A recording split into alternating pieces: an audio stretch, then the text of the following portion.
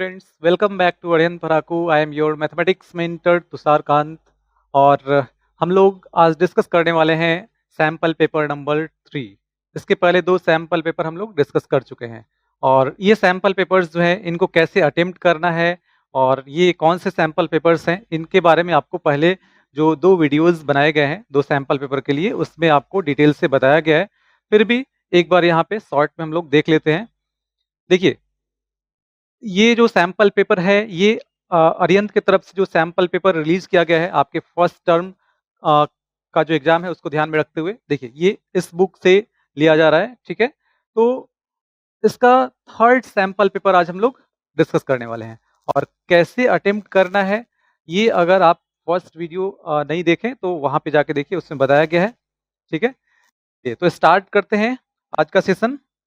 और ये कुछ जो जनरल इंस्ट्रक्शंस हैं यहाँ पे आपको दिए गए हैं, तो ये हम लोग देख चुके हैं। टाइम जो है 90 मिनट्स, मैक्सिमम मार्क्स 40 है ना। और ये 3 सेक्शंस होंगे, ए बी एंड सी। इसमें 20 एंड 10 क्वेश्चंस होंगे, जिसमें आपको फर्स्ट सेक्शन और सेकंड सेक्शन से 16 क्वेश्चन, किसी भी 16 क्वेश्चन का आंसर आपको करना है। और जो सेक्शन सी है उसमें से कोई भी 8 क्वेश्चन का आंसर आपको करना है। कोई नेगेटिव मार्किंग नहीं है, ये बहुत अच्छी बात है आप लोगों के लिए। तो कोई भी नेगेटिव मार्किंग नहीं है और सारे क्वेश्चंस जो हैं वो इक्वल मार्क्स के हैं। चलिए तो आगे बढ़ते हैं और स्टार्ट करते हैं हम लोग सेक्शन ए। और ये रहा फर्स्ट क्वेश्चन।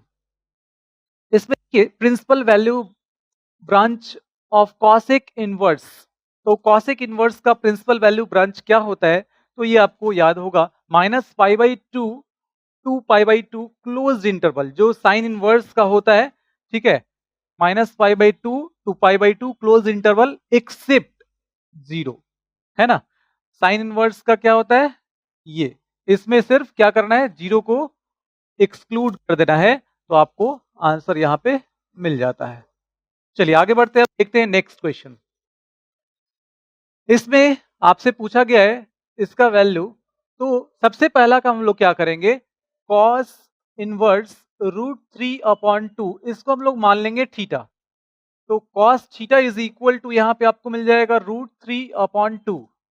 अब देखिए यहाँ पे एक ट्रायंगल ले लेते हैं और ये हो गया थीटा। तो कॉस थीटा क्या होता है, बेस अपॉन हाइपोटेनस। तो अब ये मिल जाएगा आपको √2 का स्क्वायर 4 और माइनस √3 स्क्वायर 3, 4 माइनस 3 1, तो ये हो जाएगा 1। अब यहाँ पे 10, इसको क्या लिख सकते हैं, ये हो जाएगा थीटा। तो tan थीटा, इसका मतलब यहाँ पे tan थीटा का वैल्यू चाहिए हम लोगों को। तो tan theta is equal to perpendicular upon base 1/√3। तो ये हो जाएगा 1/√3। अब इसमें कॉट इनवर्स ये हो जाएगा 1/√3। तो इसका वैल्यू क्या आ जाएगा, कॉट इनवर्स 1/√3, ये आ जाएगा π/3, ठीक है। और अब यहाँ पे देखते हैं, तो ये मिल जाएगा साइन 1/2। और देखिए कॉट इनवर्स 1/√3 इसके लिए, तो कॉट इनवर्स 1/√3 π/3 है, तो 1/2 इंटू π/3, इस पूरे को रिप्लेस कर लेंगे π/3 से। तो अब ये हो जाएगा साइन π/6 और साइन 30 डिग्री, π/6 साइन 30, और इसका वैल्यू होता है 1/2। तो थर्ड ऑप्शन यहाँ पे करेक्ट होगा। चलिए अब आगे बढ़ते हैं और देखिए नेक्स्ट क्वेश्चन। नेक्स्ट क्वेश्चन क्या है, A is an invertible matrix of order 3 and determinant of A is equal to 2, then the value of determinant of A inverse. तो देखिए डिटर्मिनेंट ऑफ ए इनवर्स, इसका डिटर्मिनेंट जो होता है 1/डिटर्मिनेंट of ए के बराबर होता है। और क्वेश्चन में डिटर्मिनेंट ऑफ ए दिया गया है, तो ये मिल जाएगा 1/2। तो इसका मतलब यहाँ पे डी करेक्ट होगा, ठीक है। चलिए आगे बढ़ते हैं, देखिए नेक्स्ट क्वेश्चन। ए आई जे यहाँ पे दिया गया है 1/2 और इंटू 3i + 2j। और आपसे पूछा गया है A21 प्लस A22, तो A21 क्या मिल जाएगा? यहाँ पे I के प्लेस पे आपको क्या करना है 2 और J के जगह पे आपको 1 पुट कर देना है। तो 3 इंटू 2 प्लस 2 इंटू 1 एंड ये आ जाएगा 6 और प्लस 2 8। इसी तरह से A22, तो A22 क्या मिल जाएगा? और हाँ, यहाँ पे 1/2 भी है ना, तो यहाँ पे आपको मिल जाएगा 4। तो 1/2 और ये हो जाएगा 3 इंटू 2 प्लस 2 इंटू 2 और ये मिल जाएगा 6 और प्लस 4 10 डिवाइडेड बाई 2 5। तो इन दोनों का सम क्या आ जाएगा 9। तो थर्ड ऑप्शन यहाँ पे करेक्ट होगा। नेक्स्ट क्वेश्चन देखिए। नेक्स्ट क्वेश्चन में ये दिया गया है कि points on the curve y is equal to x cube. तो y is equal to x cube कोई कर्व है और ये बोल रहा है कि the points on the curve this at which the slope of the tangent is equal to y coordinate of the point. तो इसका मतलब ये हुआ, देखिए ये मान लीजिए कोई कर्व है, इसके किसी पॉइंट पे टेंजेंट ड्रॉ करते हैं, इस पॉइंट का कोऑर्डिनेट x1, y1 बोल देते हैं और इस पॉइंट पे जो टेंजेंट है उसका स्लोप जो होगा वो y कोऑर्डिनेट, इस पॉइंट का जो y कोऑर्डिनेट है उसके बराबर है, ऐसा बोल रहा है। तो ये पॉइंट क्या होगा? तो इसके लिए आपको क्या करना होगा, ये पॉइंट इस कर्व पे भी लाई कर रहा है, तो यहाँ पे लिख दीजिएगा since x1, y1 lies on this curve, तो इसलिए y1 is equal to x1 cube इसको सेटिस्फाई करेगा। जब ये पॉइंट इस कर्व पे लाई कर रहा है तो उसके इक्वेशन को सेटिस्फाई करेगा। यहाँ से एक इक्वेशन आपको मिल जाएगा। अब इसको डिफरेंशिएट कर लेते हैं तो dy अपॉन dx आपको मिल जाएगा 3x स्क्वायर और dy अपॉन dx अगर एट x1 y1 फाइंड करें तो ये मिल जाएगा 3x1 square, 3x1 square. Now according to question 3x1 square इस पॉइंट पे जो टेंजेंट होगा उसका स्लोप और ये y कोऑर्डिनेट के बराबर हो जाएगा। y1 है y कोऑर्डिनेट और y1 को यहाँ से रिप्लेस कर सकते हैं x1 क्यूब से, तो 3x1 स्क्वायर और माइनस x1 क्यूब। तो अब यहाँ पे इस तरफ शिफ्ट करते हैं तो ये मिल जाएगा x1 स्क्वायर और x1 minus 3 and this is equal to 0। तो यहाँ से आपको क्या मिल जाएगा, x1 is equal to 0 and 3। तो x1 जब 0 लेंगे तो y1 भी 0 हो जाएगा और जब x1 3 लेंगे तो y1 क्या हो जाएगा, 3 का क्यूब 27। तो ये दो पॉसिबल कोऑर्डिनेट्स यहाँ से मिल रहे हैं। तो 0 0 एंड 3,27, इसका मतलब यहाँ पे सेकेंड ऑप्शन करेक्ट होगा। ठीक है, चलिए अब नेक्स्ट क्वेश्चन देख लेते हैं। The region represented by the system of equation this this and this is. तो देखिए इसके लिए आपको करना क्या होगा, इसके लिए सबसे पहले ग्राफ ड्रॉ करना होगा। तो x plus 2y, x plus 2y is equal to 2। यहाँ पे अगर y जीरो कर लें तो y जीरो करने पे x का वैल्यू 2 मिल जाएगा और x जीरो कर लें तो y का वैल्यू 1 मिल जाएगा। तो 2,0 और 0,1 ये लाइन हो गया x plus 2y is equal to 2। यहाँ पे पॉइंट मिल गया 2,0, ये 0,1 मिल गया।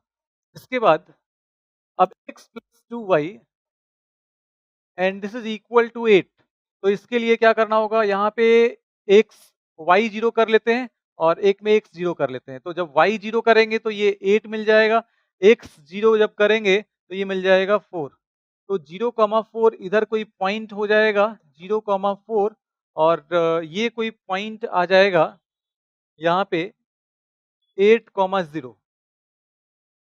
तो इन दोनों को ज्वाइन कर लेते हैं, ये पॉइंट थोड़ा इधर शिफ्ट कर लेते हैं, ये आगे जाके एक दूसरे को इंटरसेक्ट यहाँ पे ऐसा कर सकता है। नहीं पैरेलल ही है ना, x प्लस 2y और हाँ पैरेलल है तो इंटरसेक्ट नहीं करेगा ये दोनों लाइन पैरेलल है। यहाँ पे जो इक्वेशन दिया गया है इससे आपको क्लियर पता चल रहा है, x और y के कोफिशिएंट्स सेम है ना, तो स्लोप यहाँ से आपको मिल जाएगा। अब देखिए यहाँ पे x greater than equal to 0, y greater than equal to 0, तो इसके लिए ये इधर इंडिकेट कर रहा है। और इसमें अगर 0 0 पुट कर रहे हैं तो 0 लेस देन इक्वल टू 2 मिल रहा है यहाँ पे। तो 0 लेस देन इक्वल टू 2 का मतलब ये ऑरिजिन साइड को इंडिकेट करेगा, है ना। ये भी इधर इंडिकेट कर रहा है, तो सब में कॉमन क्या आ जाएगा, ये पोर्शन जो होगा ये कॉमन हो जाएगा। तो ये हमारा बाउंडेड रीजन हो गया, ठीक है। विजिबल रीजन यहाँ पे आपको मिल गया। अब जो ऑप्शंस दिए गए हैं इसमें क्या बोल रहा है, अनबाउंडेड। फर्स्ट दो ऑप्शन तो वो तो होगा नहीं। हाँ, थर्ड ऑप्शन देखिए, बाउंडेड इन फर्स्ट क्वाड्रेंट, तो बाउंडेड इन फर्स्ट क्वाड्रेंट ये बिल्कुल सही है। ये फर्स्ट क्वाड्रेंट में है ये रीजन, है ना, और बाउंडेड भी है, तो थर्ड ऑप्शन यहाँ पे करेक्ट हो जाएगा। चलिए अब नेक्स्ट क्वेश्चन देखते हैं। तो यहाँ पे ए दिया गया है, एक मैट्रिक्स है 2x2 ऑर्डर का, और A into adjoint A is equal to दिया गया है। अब देखिए A into adjoint A and this is equal to, यहाँ पे ये लिख सकते हैं हम लोग, डिटर्मिनेंट ऑफ ए और इनटू आई, ठीक है। या फिर इसको आई इंटू डिटर्मिनेंट ऑफ ए ऐसा लिख सकते हैं हम लोग। अब देखते हैं कि ए इंटू एडजॉइंट ए जो है वो यहाँ पे दिया गया है के, और इसको आई लिख सकते हैं, है ना, आइडेंटिटी मैट्रिक्स है ये। तो दिस इज इक्वल टू के आई, और ये हो जाएगा डिटर्मिनेंट ऑफ ए और इनटू आई।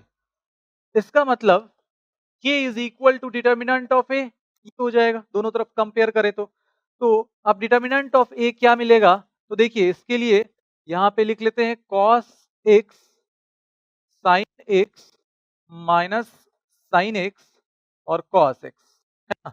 क्यों, क्योंकि यहाँ पे मैट्रिक्स ए दिया गया है तो डिटर्मिनेंट ए हम लोग फाइंड कर सकते हैं। This into this cos square x और minus plus sin square x, तो cos square x plus sine square x 1 हो जाएगा, तो k का वैल्यू यहाँ मिल गया 1, मतलब लास्ट ऑप्शन करेक्ट होगा। चलिए नेक्स्ट क्वेश्चन देखिए। अब यहाँ पे a और b दो मैट्रिक्स दिए गए हैं और डिटर्मिनेंट ऑफ ए बी ये फाइंड करना है। तो डिटर्मिनेंट ऑफ ए बी ये हो जाएगा determinant of A into determinant of B.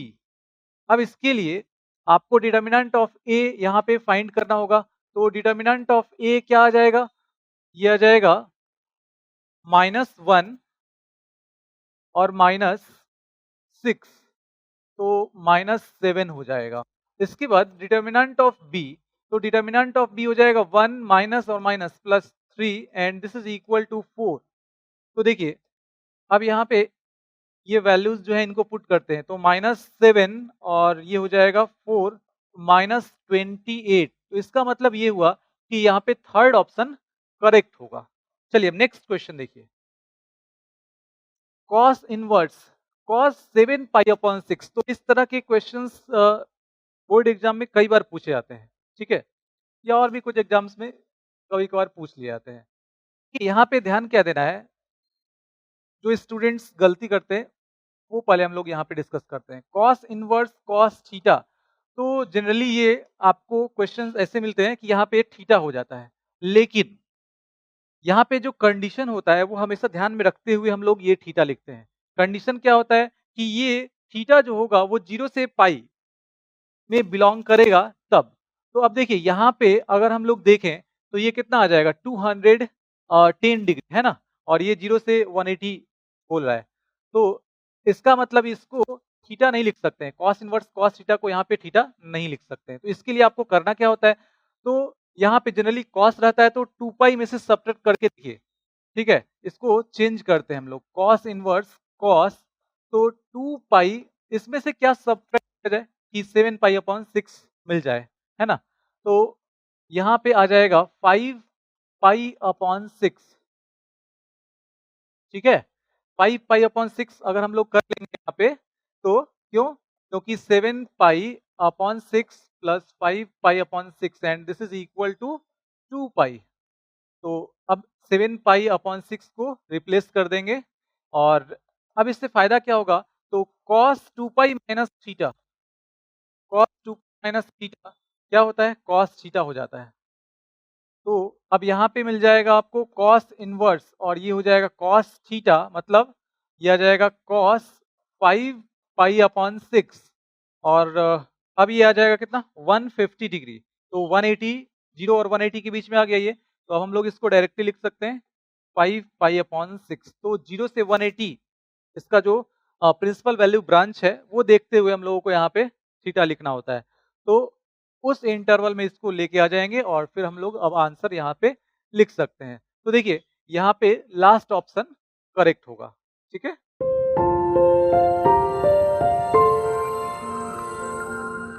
Let R be the relation in the set this given by this. Choose the correct answer. तो reflexive symmetric but not transitive. Okay, तो reflexive symmetric और transitive यहाँ पे हम लोग check कर लेते हैं इसके लिए। तो अब देखिए रिफ्लेक्सिव तो हो जाएगा, रिफ्लेक्सिव यहाँ पे क्लियर दिख रहा है 2, 2, 4, 4, 3, 3 ये सब दिख रहा है। तो यहाँ पे रिफ्लेक्सिव तो हो जाएगा क्योंकि A, बिलोंग्स टू R ऐसा दिख रहा है यहाँ पे। अब देखते हैं सिमेट्रिक होगा कि नहीं। तो सिमेट्रिक के लिए देखिए 1, 2, 2, 1 कहीं पे नहीं है, मतलब A, B और B, A ऐसा इसमें नहीं दिख रहा है। तो यहाँ पे लिख देते हैं सिमेट्रिक नहीं होगा। ट्रांजिटिव के लिए देखिए, तो ट्रांजिटिव के लिए A, B belongs to R, B, C belongs to R, that implies A, C belongs to R होना चाहिए, है ना। तो अब यहाँ पे देखिए, यहाँ पे 1, 3 है ना, 3, 2, तो 1 से 3, 3 से 2 और ये 1, 2, तो यहाँ पे देखिए 1, 2 दिख रहा है, मतलब A, B यहाँ पे हम लोग लिख सकते हैं इसमें कि A, B belongs to R, B, C belongs to R, that implies A, C belongs to R। इस तरह का रिलेशन ये शो कर रहा है, इसका मतलब ट्रांजिटिव होगा, ट्रांजिटिव होगा। तो देखिए यहां पे अब देखते हैं कि रिफ्लेक्सिव ट्रांजिटिव ये दोनों है, सिमेट्रिक नहीं है। तो reflexive and transitive but not symmetric, मतलब सेकेंड ऑप्शन यहाँ पे करेक्ट होगा। तो ये रहा नेक्स्ट क्वेश्चन। अब इसमें देखिए मिनिमम वैल्यू ऑफ जेड पूछा गया आपसे और यहाँ पे जेड दिया गया है ऑब्जेक्टिव फंक्शन और ये कॉन्स्टेंट्स दिए गए हैं। तो सबसे पहले हम लोगों को ग्राफ ड्रॉ करना होगा और इसके लिए आपको क्या करना होगा, 2x प्लस वाई इक्वल्स 23, ये एक लाइन यहाँ पे ड्रॉ करना होगा और इसके लिए y जीरो कर लेते हैं यहाँ पे। तो y जब जीरो करेंगे तो ये x मिल जाएगा 23/2 और जब y x जीरो कर लेंगे तो x जीरो करने पे मिल जाएगा 23। तो ये दोनों पॉइंट यहाँ पे मार्क कर लेते हैं 23/2, 0 एंड 0,23 और ये एक लाइन यहाँ पे आपको मिल गया और इस लाइन का इक्वेशन होगा 2x plus y is equal to 23। अब इसके बाद दूसरा लाइन है x plus 3y, x plus 3y is equal to 24। तो यहाँ पे y जब जीरो करेंगे तो x मिल जाएगा 24 और जब x जीरो करेंगे तो y मिल जाएगा 8। तो 0,8 और 24,0 ये पॉइंट्स कुछ इस तरह से यहाँ पे आपको मिल जाएंगे। इन दोनों को ज्वाइन कर लेते हैं तो ये दूसरा लाइन यहाँ पे आपको मिल गया, 1 प्लस 3y इज इक्वल 24। अब इन दोनों का पॉइंट ऑफ इंटरसेक्शन ये हो गया, इसको P मान लेते हैं। ये ऑरिजिन हो गया 0,0 और ये पॉइंट्स जो हैं यहाँ पे दिख रहे हैं। अब ये किस रीजन को इंडिकेट करेगा, इसके लिए हम लोग यहाँ पे देखते हैं जो इनइक्वालिटी दिया गया है। तो इसमें अगर 0, 0 पुट करेंगे तो 0 ग्रेटर देन इक्वल टू 23 जो कि फॉल्स रिजल्ट दे रहा है। इसका मतलब ये जो लाइन था x प्लस 2y इक्वल्स 23, तो इसमें 0, 0 पुट करने पे फॉल्स रिजल्ट दे रहा है, मतलब ऑरिजिन साइड को इंडिकेट नहीं कर रहा है। तो इसके जस्ट ऑपोजिट साइड में ये इंडिकेट कर रहा है। और इसके बाद इसमें 0, 0 पुट करेंगे तो 0 यहाँ पे लेस देन इक्वल टू 24 जो कि ट्रू रिजल्ट मिल रहा है। तो ये लाइन जो है ये ऑरिजिन साइड की तरफ इंडिकेट कर रहा है और x greater than equal to 0, y greater than equal to 0, तो ये हो जाएगा इस तरफ, ठीक है। अब यहाँ पे कॉमन जो रीजन है वो हम लोग यहाँ पे देख लेते हैं। ये हमारा कॉमन रीजन हो गया, मतलब जो शेडेड रीजन है ये हो गया फिजिबल रीजन। तो कॉर्नर पॉइंट्स यहाँ पे ये दिख रहे हैं, 3 कॉर्नर पॉइंट है और जिसमें 23/2, 0 ये एक आपको यहाँ पे मिल गया और ये पॉइंट क्या था तो ये पॉइंट था 24,0। दूसरा कॉर्नर पॉइंट भी आपको मिल गया। अब पी पॉइंट का कोऑर्डिनेट कैसे फाइंड करेंगे, तो इन इक्वेशन को सॉल्व कर, इसके लिए क्या करते हैं, इसको से मल्टीप्लाई कर लेते हैं, तो 2x plus 6y and this is equal to, यहाँ पे आ जाएगा 48 और 2x प्लस वाई इक्वल 23। इन दोनों को सब्ट्रैक्ट कर लेंगे तो माइनस माइनस माइनस ये कैंसिल हो जाएगा, ये आ जाएगा -5y and this is equal to, ये आ जाएगा 25। ठीक है, सॉरी ये प्लस होगा। तो अब यहाँ पे आपको y इज इक्वल टू मिल जाएगा 5, y का वैल्यू मिल गया 5, तो यहाँ पे y कोऑर्डिनेट मिल गया 5 और x का वैल्यू क्या मिलेगा, तो x के लिए आपको यहाँ पे पुट कर लेना होगा, ये 15 आ जाएगा।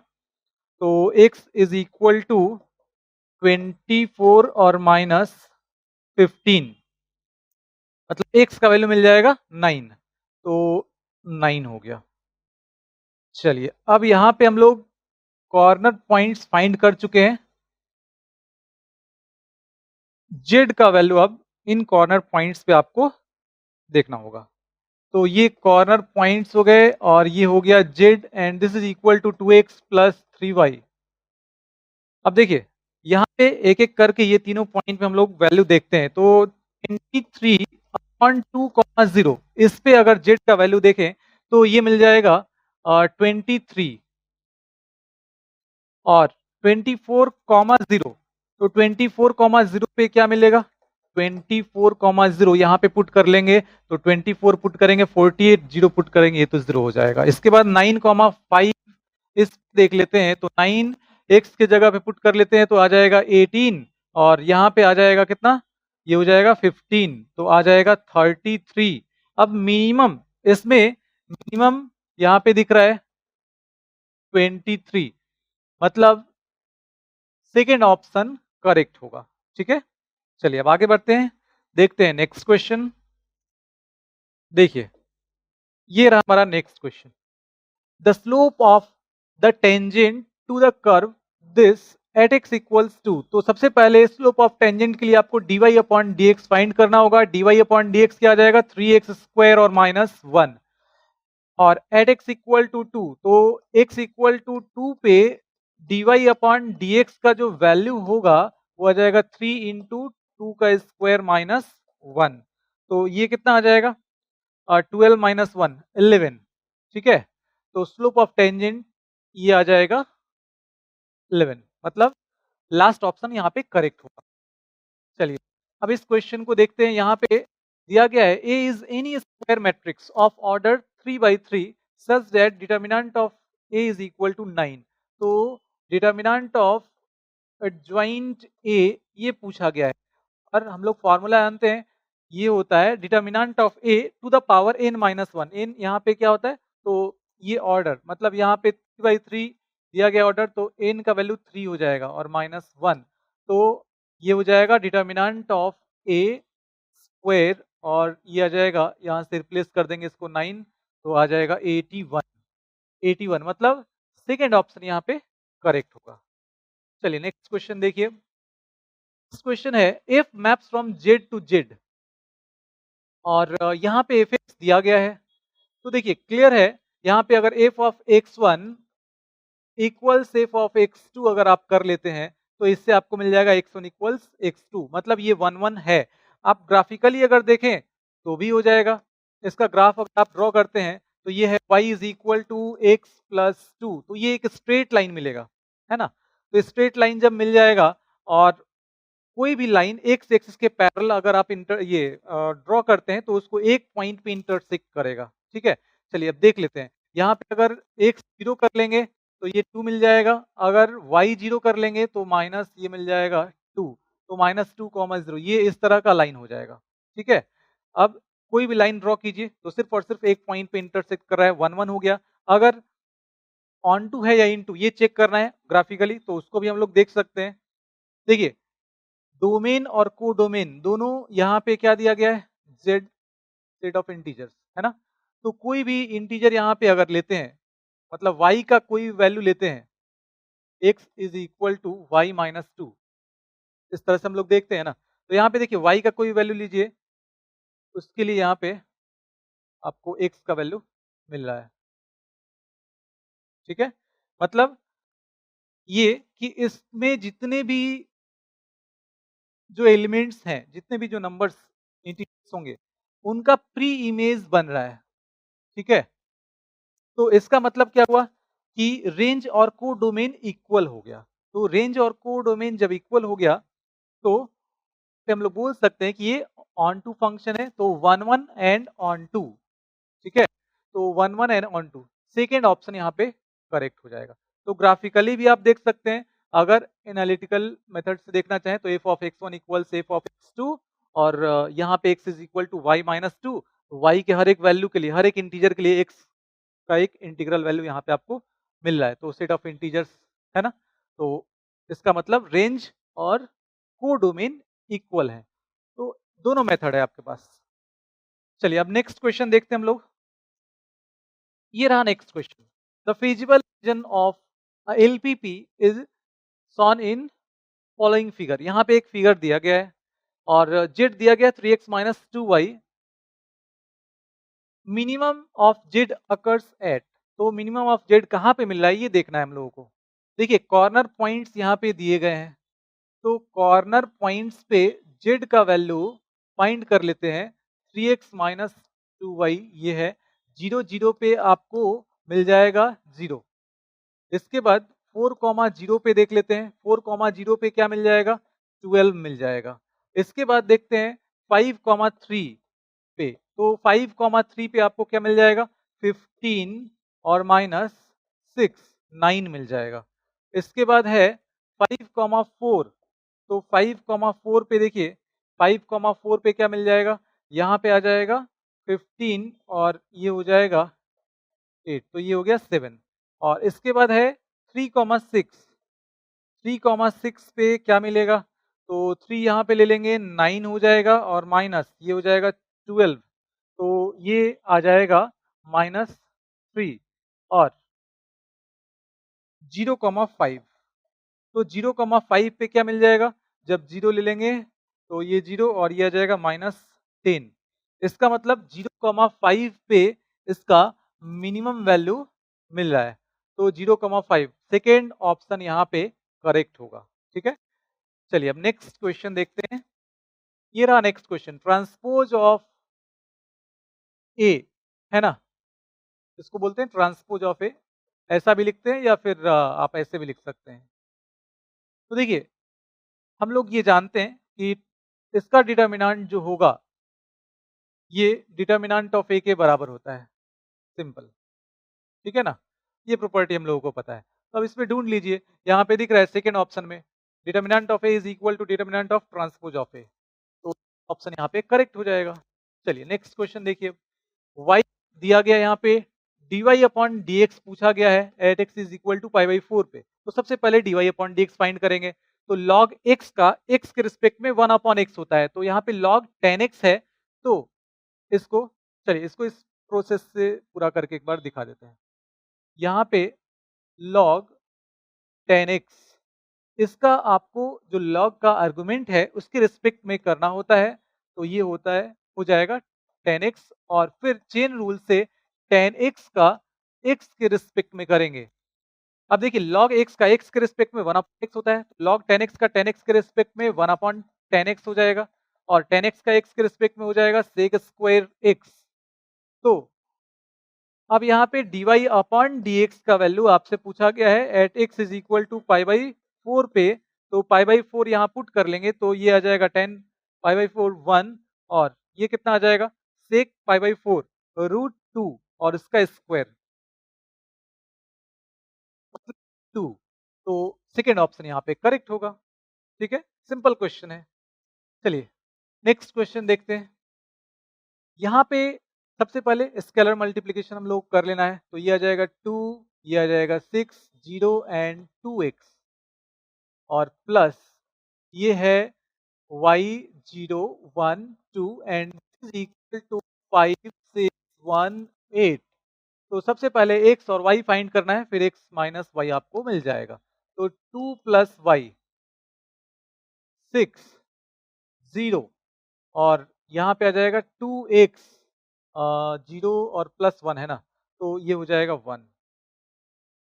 तो यहाँ पे मिल जाएगा 2x और +2। अब देखिए इक्वलिटी ऑफ मैट्रिक्स, ये कॉन्सेप्ट यहाँ पे यूज कर लेते हैं। तो 2 + y कॉरेस्पॉन्डिंग एलिमेंट्स इक्वल हो जाएंगे, तो ये 5 के बराबर हो जाएगा। 2x + 2 ये 8 के बराबर होगा। तो यहाँ से y = 3 मिल जाएगा, और यहाँ से ये मिल जाएगा 2x = 6, x = 3, तो x माइनस y हो जाएगा 3 - 3 0। हाँ, तो यहाँ पे लास्ट ऑप्शन करेक्ट है। ठीक है, चलिए नेक्स्ट क्वेश्चन देखते हैं अब। यहाँ पे मिनिमम ऑफ जेड पूछा गया है, और ये कॉर्नर पॉइंट्स यहाँ पे आपको दिख रहे हैं। तो इन कॉर्नर पॉइंट्स पे आपको मिनिमम वैल्यू मिल जाएगा, है ना। मतलब इन कॉर्नर पॉइंट्स पे जेड का वैल्यू फाइंड करना होगा, उसमें जो सबसे कम होगा वो मिनिमम ऑफ जेड हो जाएगा। तो कॉर्नर पॉइंट्स यहाँ पे हो गए, और ये हो गया 2x + y। अब देखिए यहाँ पे स्टार्ट करते हैं हम लोग 9,0 से। तो 9,0 जब लेंगे तो ये कितना मिलेगा, 18 मिलेगा। इसके बाद 4,3, तो 4,3 जब लेते हैं तो यहाँ पे 4 ये हो जाएगा 8 + 3 11। इसके बाद 2,5 ले लेते हैं, तो 2,5 लेने पे 4 और +5 and this is equal to 9, और ये है 0,8। तो 0,8 जब लेंगे तो यहाँ पे मिल जाएगा 8। अब मिनिमम इसमें मिनिमम क्या है, 8। ये मिनिमम हो गया। ठीक है, और आपसे क्या पूछा गया था, मिनिमम ऑफ जेड। तो लास्ट ऑप्शन यहाँ पे करेक्ट होगा। ठीक है, आगे बढ़ते हैं अब। Equation of normal to the curve this at 2,1। मान लीजिए कि ये कोई कर्व है जिसका इक्वेशन यहाँ पे दिया गया है, और ये पॉइंट हो गया 2,1। तो यहाँ पे जो नॉर्मल होगा, है ना, टेंजेंट पे परपेंडिकुलर लाइन, इसका इसका इक्वेशन लिखना है। तो इसके लिए आपको नॉर्मल का स्लोप फाइंड करना होगा। तो किसी भी लाइन का इक्वेशन लिखने के लिए अगर एक पॉइंट पता है और उसका स्लोप मिल जाता है लाइन का, तो इक्वेशन हम लोग आसानी से लिख सकते हैं, y - y1 = m × x - x1, इस फॉर्मूले को यूज करके। तो इसके लिए आपको डिफरेंशिएट करके यहाँ पे स्लोप ऑफ टेंजेंट पहले फाइंड करना होगा। इसको डिफरेंशिएट करते हैं तो ये आ जाएगा 2 × x1 dy/dx। ठीक है, dy/dx यहाँ पे मिल गया। अब dy/dx एट 2,1, 2,1 पे मिल जाएगा, तो x की जगह पे 2 पुट कर लेंगे, -1 ये हो जाएगा 2। इसका स्लोप m नॉर्मल, मतलब स्लोप ऑफ नॉर्मल, ये क्या आ जाएगा, तो -1 स्लोप ऑफ टेंजेंट। तो इक्वेशन अब लिख लेते हैं। इक्वेशन ऑफ नॉर्मल क्या मिल जाएगा यहाँ पे, y - y1 and this is equal to slope और इनटू x - x1। तो ये आ जाएगा 2y - 2 and this is equal to -x और +2। ये इस तरफ शिफ्ट हो जाएगा, तो x + 2y and this is equal to 4। x + 2y is equal to 4। हाँ, तो यहाँ पे सेकेंड ऑप्शन करेक्ट हो जाएगा, x + 2y is equal to 4। चलिए अब आगे बढ़ते हैं।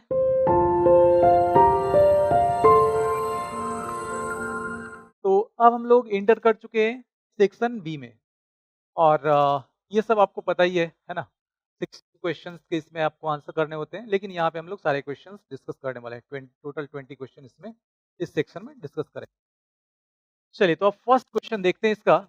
यहाँ पे ए दिया गया है, और ये दिया गया है कि रिलेशन इसमें a, बी, और a और b में जो यहाँ पे रिलेशन है दिया गया, a² - b² का मॉड <8 होना चाहिए।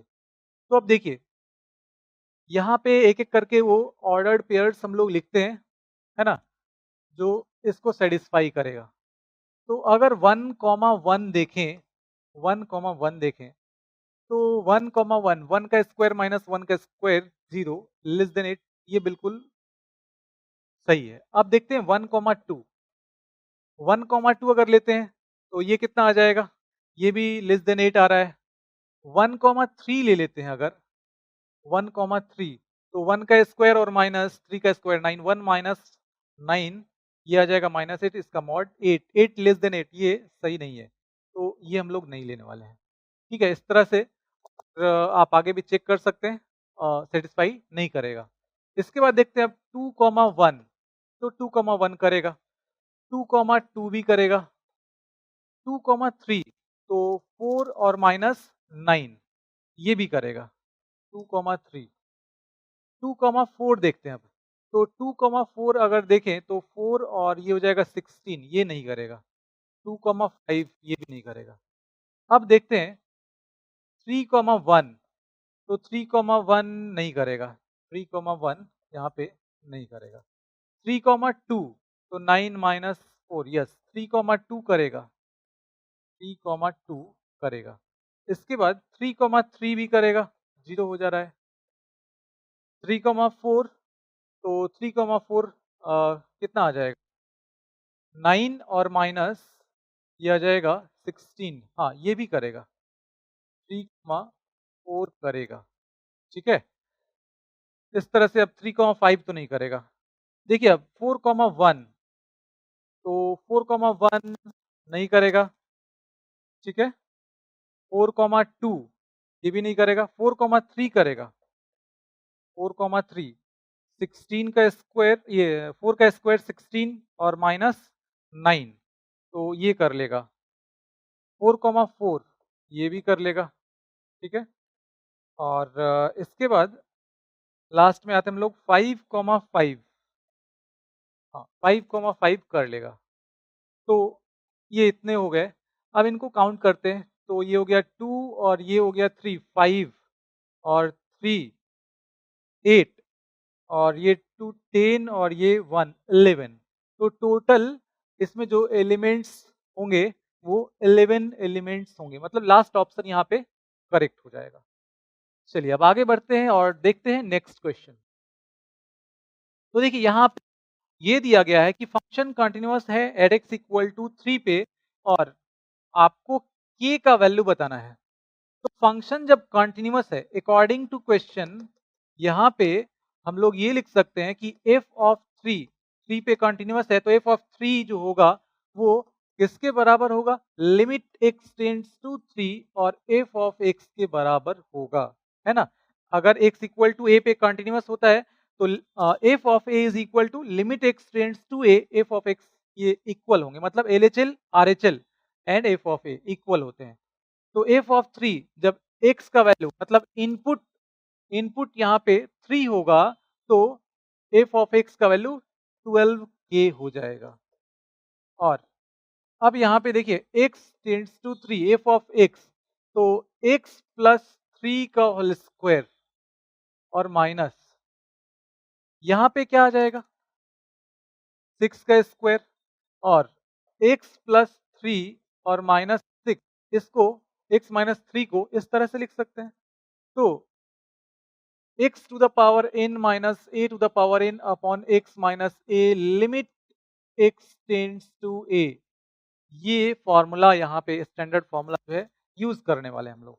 तो ये कितना आ जाएगा n a to the power मतलब 6 to the power n minus 1 2 minus 1 तो ये आ जाएगा 12 के बराबर। तो दोनों तरफ ये कैंसिल हो जाएगा और k का वैल्यू यहाँ पे आपको मिल जाएगा 1।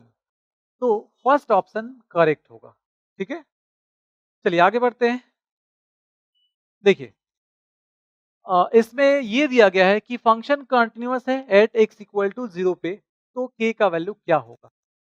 अब देखिए एट x इक्वल टू 0 पे अगर कंटिन्यूअस है तो सेम कॉन्सेप्ट यहाँ पे हम लोग यूज कर रहे हैं। फिर f ऑफ 0 जो होगा वो किसके बराबर हो जाएगा? Limit x tends to 0 f of x के बराबर होगा। और f ऑफ 0 यहाँ पे दिया गया है, जब इनपुट 0 ले रहे हैं तो ये दिया गया है आउटपुट k और लिमिट x टेंड्स टू 0 और f ऑफ x यहाँ पे इसको रिप्लेस कर लेते हैं 5x upon 2 divided by x। तो देखिए तो यहाँ पे करना क्या होगा, यहाँ पे हम लोग 5x अपॉन 2 तो इसके लिए यहाँ पे 5 से मल्टीप्लाई कर लेते हैं, ठीक है, और ये हो गया 2। अब देखिए sin थीटा अपॉन थीटा के फॉर्म में लाने के लिए किया गया है, तो इसको बैलेंस करने के लिए यहाँ पे 5 अपॉन 2 लिखना होगा, ठीक है। तो लिमिट x टेंड्स टू 0 और दिस ये हो जाएगा 1। तो अब देखिए k इज इक्वल टू यहाँ पे आपको मिल जाएगा 5 अपॉन 2। तो फर्स्ट ऑप्शन यहाँ पे करेक्ट हो जाएगा। चलिए आगे बढ़ते हैं और देखते हैं नेक्स्ट क्वेश्चन। प्रिंसिपल वैल्यू पूछा गया है सेक इनवर्स 2 का। तो सिंपल क्वेश्चन है ये, सेक इनवर्स 2 इसका प्रिंसिपल वैल्यू क्या होगा? तो क्लियर है, यहाँ पे पाई बाई 3 हो जाएगा। पाई बाई 3 मतलब फर्स्ट ऑप्शन यहाँ पे करेक्ट हो जाएगा। सेक इनवर्स 2 इक्वल्स क्या होता है? पाई बाई 3, ये पता होगा आप लोग। चलिए अब आगे बढ़ते हैं, देखते हैं नेक्स्ट क्वेश्चन। मैक्सिमम वैल्यू पूछा गया है, एफ ऑफ एक्स दिया गया है ना। तो मैक्सिमम वैल्यू कहाँ पे होगा ये पूछा गया, एक्स के किस वैल्यू के लिए। सबसे पहले हम लोग क्या करते हैं, यहाँ पे एफ डैश एक्स फाइंड करते हैं, क्योंकि फॉर मैक्सिमा और मिनिमा आप एफ डैश एक्स जीरो करते हैं। तो एफ डैश एक्स पहले फाइंड करेंगे, फिर उसको जीरो करेंगे, और यहाँ पे u upon v rule use करते हुए इसको लिख लेते हैं x इंटू लॉग एक्स का 1 अपॉन एक्स माइनस। अब log x को क्या करते हैं, बाहर रखते हैं, और x का 1, तो इंटू 1 और डिवाइडेड बाई एक्स स्क्वायर। तो अब ये आ जाएगा यहाँ पे 1 minus log x divided by x square. F dash x अगर आप जीरो करते हैं तो यहाँ पे आपको मिल जाएगा 1 माइनस लॉग एक्स का वैल्यू 0, मतलब log x is equal to 1, और इसको लिख सकते हैं log e बेस e, ये दोनों सेम होते हैं, आर्गुमेंट और बेस तो 1 होता है, तो log e बेस e लिख लेते हैं। अब दोनों तरफ अगर आप कंपेयर करेंगे तो x के जगह पे e यहाँ पे दिख रहा है, तो x is equal to e, ये मिल गया। देखिए x is equal to e मिल गया। अब फर्स्ट डेरिवेटिव टेस्ट यहाँ पे यूज कर लेते हैं तो थोड़ा आसान होगा, ठीक है। आप चाहे सेकंड डेरिवेटिव टेस्ट भी यूज कर सकते हैं। तो देखिए फर्स्ट डेरिवेटिव टेस्ट का यूज करते हुए यहाँ पे हम लोग साइन स्कीम इसका तैयार करते हैं, और इसके लिए थोड़ा सा यहाँ पे ये क्वेश्चन डिफिकल्ट कब होता है, जब आपको इसके बारे में थोड़ा आइडिया ना हो। जैसे अब इधर का जो वैल्यू लेना है तो कौन सा वैल्यू लें, तो देखिए ई स्क्वायर हम लोग ले सकते हैं ना। अगर ई स्क्वायर ले लें तो आपको उधर का साइन मिल जाएगा। ई स्क्वायर लेंगे तो यहाँ पे पुट कीजिए 1 माइनस लॉग, और बेस ई है ना, अंडरस्टूड रहेगा वो। तो x के जगह पे ई स्क्वायर पुट कर लेते हैं, तो ये जो है ये 2 यहाँ पे आ जाएगा, और ये हो जाएगा log e बेस e जो कि हो जाएगा 1, तो 1 माइनस ये हो जाएगा 2 माइनस 1 हो जाएगा। इधर नेगेटिव मिल रहा है, इधर पॉजिटिव मिलेगा, मतलब ये पॉइंट ऑफ लोकल मैक्सिमा हो गया। पॉइंट ऑफ लोकल मैक्सिमा हो गया, ठीक है। तो पॉइंट ऑफ लोकल मैक्सिमम यहाँ पे पूछा गया था, maximum at x equal to e पे मैक्सिमम वैल्यू मिल रहा है, ठीक है। तो ये ध्यान रखिएगा। इस तरह से अगर इधर का वैल्यू देखना होता मान लीजिए, तो हम लोग क्या करते, यहाँ पे 1 अपॉन ई कर लेते, है ना, वो ई से छोटा है। चलिए नेक्स्ट क्वेश्चन देख लेते हैं। एफ ऑफ एक्स दिया गया है और इंक्रीजिंग डिक्रीजिंग से रिलेटेड कुछ ऑप्शंस यहाँ पे हम लोगों को दिख रहे हैं। तो इसके लिए एफ डैश एक्स आपको फाइंड करना होगा। एफ डैश एक्स यहाँ पे फाइंड कर लेते हैं, x plus two u into v पे करते हैं, e to the power minus x का e to the power minus x और इंटू ये minus 1 plus e to the power minus x को बाहर रखते हैं और एक्स प्लस 2 का 1। तो अब यहाँ पे e to the power minus x common हो जाएगा, और ये आ जाएगा माइनस एक्स माइनस 2 और प्लस 1। तो अब देखिए e to the power minus x, और ये आ जाएगा कितना, माइनस एक्स और minus 1, minus common x plus 1।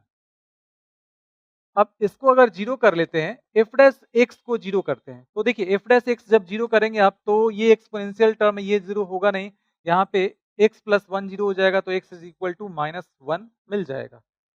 X equals minus 1 यहाँ पे मार्क करते हैं, और अब इसका साइन स्कीम देखते हैं हम लोग। इधर हो जाएगा माइनस इन्फिनिटी, इधर हो जाएगा प्लस इन्फिनिटी, इधर का कोई भी एक नंबर जैसे जीरो जीरो ले लेते हैं, तो 0 इसमें जब पुट करेंगे आप तो ये हो जाएगा 1, ये हो जाएगा 1 और माइनस ये -1 हो जाएगा। नेगेटिव वैल्यू मिल रहा है, इधर पॉजिटिव मिल जाएगा। तो ये हो जाएगा यहाँ पे इंक्रीजिंग डिक्रीजिंग पूछा गया ना, तो इधर डिक्रीज करेगा और इधर इंक्रीज करेगा। तो यहाँ पे इंक्रीजिंग के लिए ऑप्शंस दिए गए हैं। तो increasing in minus infinity comma -1, तो माइनस इन्फिनिटी से -1 में इंक्रीजिंग बिल्कुल सही है। इंक्रीजिंग इन माइनस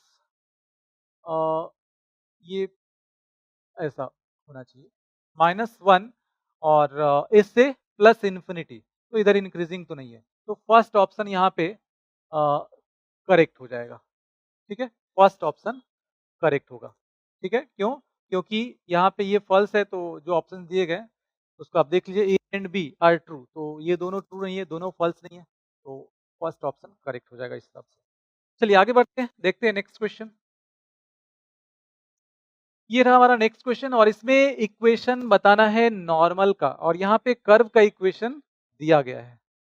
तो देखिए अब y is equal to 2x और माइनस एक्स स्क्वायर दिया गया है, dy अपॉन dx फाइंड कर लेते हैं, क्योंकि नॉर्मल का इक्वेशन लिखने के लिए आपको क्या चाहिए? स्लोप चाहिए। पॉइंट तो दिया गया है, स्लोप कैसे मिलेगा? पहले आपको टेंजेंट का स्लोप dy अपॉन dx से फाइंड करना होगा। तो ये आ जाएगा 2 और minus 2x, dy upon dx का वैल्यू 2,0 पे क्या मिलेगा? तो 2,0 पे मिल जाएगा ये 2 और ये हो जाएगा -2 into 2 and this is equal to -2। Equation of tangent -2, तो इक्वेशन ऑफ नॉर्मल क्या हो जाएगा? m normal slope, sorry slope, slope of tangent, तो स्लोप ऑफ नॉर्मल आ जाएगा कितना? 1/2, दोनों का प्रोडक्ट -1 होता है।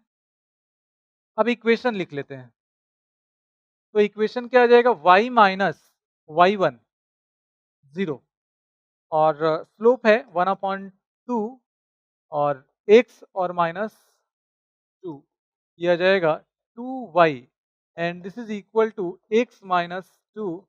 तो अब ये आ जाएगा x minus 2y is equal to 2, x minus 2y is equal to 2। Second option correct है। तो क्वेश्चंस देखिए जो भी है ना, आपको सिर्फ कॉन्सेप्ट्स पता है, जो फॉर्मूला है वो सब याद है, तो क्वेश्चंस ज़्यादा डिफिकल्ट नहीं है। ठीक है, 2-2 3-3 लाइन के क्वेश्चंस हैं। चलिए अब आगे बढ़ते हैं, देखते हैं next question. Graphical form of an LPP, यहाँ पे ये पूरा ग्राफ दिया गया है और आपसे पूछा गया है the coordinate of the corner point A of the feasible region of the LPP, मतलब इस पॉइंट का कोऑर्डिनेट पूछा गया है और इसके लिए देखिए ये दो इक्वेशन यहाँ पे दिख रहे हैं, x प्लस वाई, दो लाइन जो है ना, इन दोनों लाइन का पॉइंट ऑफ इंटरसेक्शन ये है, तो इन दोनों इक्वेशन को सॉल्व कर लेना होगा। तो दूसरा वाला इक्वेशन है 3x plus 2y is equal to 150, इन दोनों इक्वेशन को सॉल्व कर लेंगे, ए पॉइंट का कोऑर्डिनेट मिल जाएगा। तो देखिए इसके लिए आपको करना क्या है, इस इक्वेशन में 3 से मल्टीप्लाई करके इसमें सबट्रैक्ट कर लेते हैं, तो 3x प्लस 15y और ये कितना आ जाएगा? 345, 3 से मल्टीप्लाई करने पे, यस 45। और अब यहाँ पे सबट्रैक्ट करेंगे तो ये कैंसिल हो जाएगा और ये आ जाएगा -13y और यहाँ पे आ जाएगा माइनस ये कितना आ जाएगा? और 195 नेगेटिव साइन के साथ। तो y is equal to 195 divided by 13। तो देखिए यहाँ पे आ जाएगा 1, ठीक है, और ये हो जाएगा 5, y का वैल्यू आ गया 15। तो y का वैल्यू 15 आ गया तो x का वैल्यू मिल जाएगा, इसमें पुट कर लेंगे y, तो ये आ जाएगा 115, यहाँ पे y के जगह पे 15 पुट कर लेंगे तो 75 इधर आके सब्ट्रैक्ट हो जाएगा। तो अब यहाँ पे क्या मिल जाएगा? 40 अगर यहाँ पे ले लें, हाँ 40 मिल जाएगा। तो 40,15, 40,15 जो है इस पॉइंट का कोऑर्डिनेट यहाँ पे मिल रहा है, मतलब फर्स्ट ऑप्शन यहाँ पे करेक्ट होगा 40,15। देखिए जब भी दो लाइन का पॉइंट ऑफ इंटरसेक्शन फाइंड करना हो, दोनों के इक्वेशन को सॉल्व करते हैं, सिंपल सी बात है। ठीक है, आगे बढ़ते हैं। अब नेक्स्ट क्वेश्चन देखिए, यहाँ पे दिया गया है, ये कर्व का इक्वेशन दिया गया है, y greater than equal to 0 दिया गया है और बोला गया है tangent is parallel to x axis. तो टेंजेंट जब x एक्सिस के पैरेलल होगा तो dy अपॉन dx का वैल्यू 0 हो जाएगा और dy अपॉन dx इसको डिफरेंशिएट कर लेंगे तो मिल जाएगा, ये हो जाएगा 2x plus 2y dy upon dx and this is equal to, इधर कांस्टेंट है उसका डेरिवेटिव 0, तो dy upon dx is equal to minus x upon y, ये मिल जाएगा।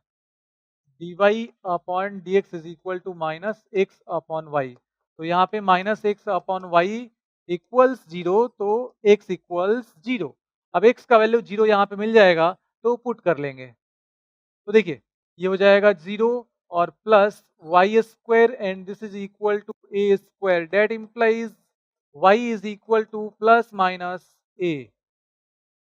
ठीक है, लेकिन यहाँ पे बोला गया y greater than equal to 0, तो इसका मतलब y is equal to a हो जाएगा, है ना।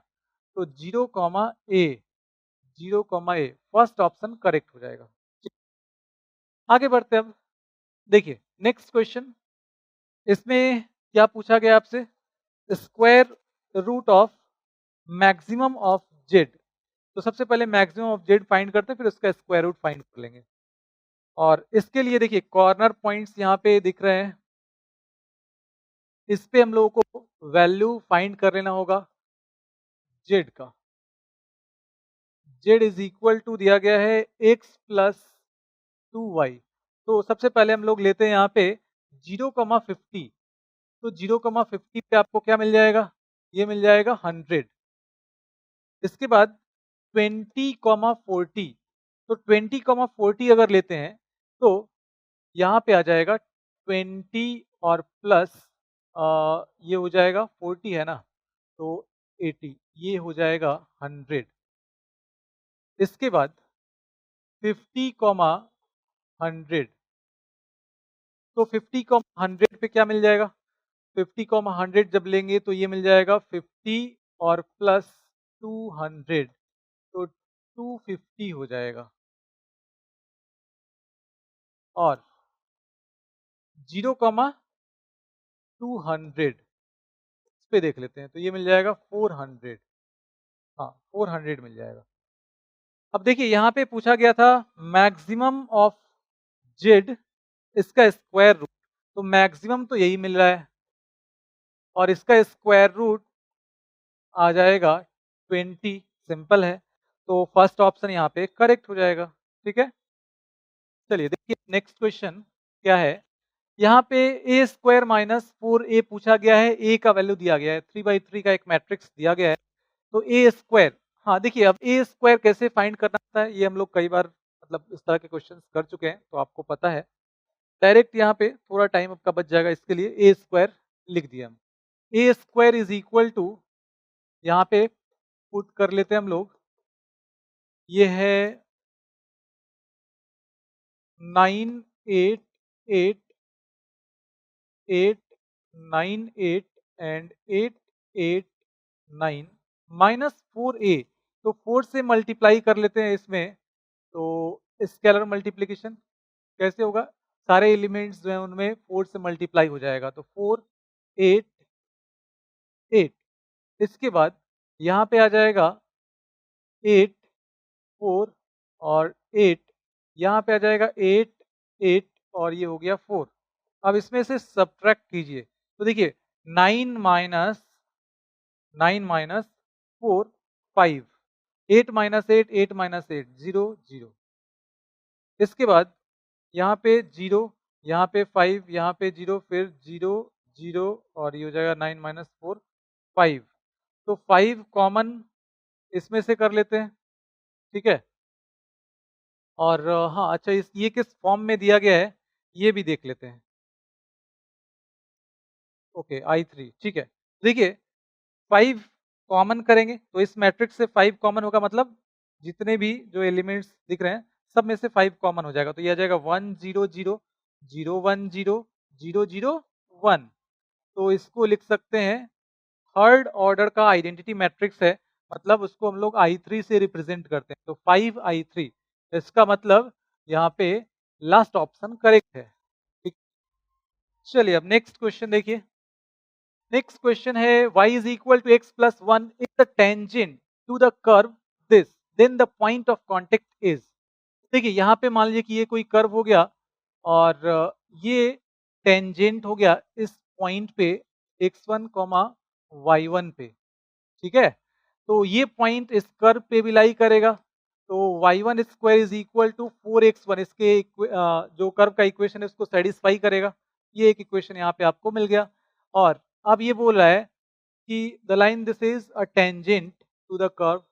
हाँ, तो इस लाइन का इक्वेशन यहाँ पे दिया गया, मतलब स्लोप यहाँ पे मिल जाएगा y is equal to mx और प्लस सी के फॉर्म में है, तो m स्लोप हो गया, तो m का वैल्यू 1, मतलब स्लोप ऑफ टेंजेंट इक्वल्स 1। और dy अपॉन dx अगर हम लोग यहाँ से फाइंड कर लेते हैं इस पॉइंट पे, तो स्लोप ऑफ टेंजेंट वो भी दे देगा, तो dy upon dx at x1 y1 and this is equal to 1। अब इसको डिफरेंशिएट कर लीजिए, तो इसको डिफरेंशिएट करेंगे तो 2y dy upon dx and this is equal to 4, ये कैंसिल हो जाएगा, तो dy upon dx is equal to 2 upon y मिल जाएगा। तो यहाँ पे आ जाएगा 2 अपॉन, ये हो जाएगा y, मतलब इस पॉइंट पे अगर हम लोग फाइंड कर रहे हैं तो y1 and this is equal to 1, तो y1 इज इक्वल टू 2 मिल जाएगा। अब y1 यहाँ पे पुट कर लेंगे तो आ जाएगा 4, 2 का स्क्वायर 4x1, तो x1 इज इक्वल टू 1 मिल जाएगा, तो 1,2 यहाँ पे इस पॉइंट का कोऑर्डिनेट हो जाएगा 1,2, तो फर्स्ट ऑप्शन करेक्ट हो जाएगा। ठीक है, चलिए आगे बढ़ते हैं। तो ये रहा हमारा नेक्स्ट क्वेश्चन, और इसमें देखिए 3 मैट्रिक्स यहाँ पे दिया गया है, इन तीनों का प्रोडक्ट 0 है। तो अब यहाँ पे क्या करते हैं,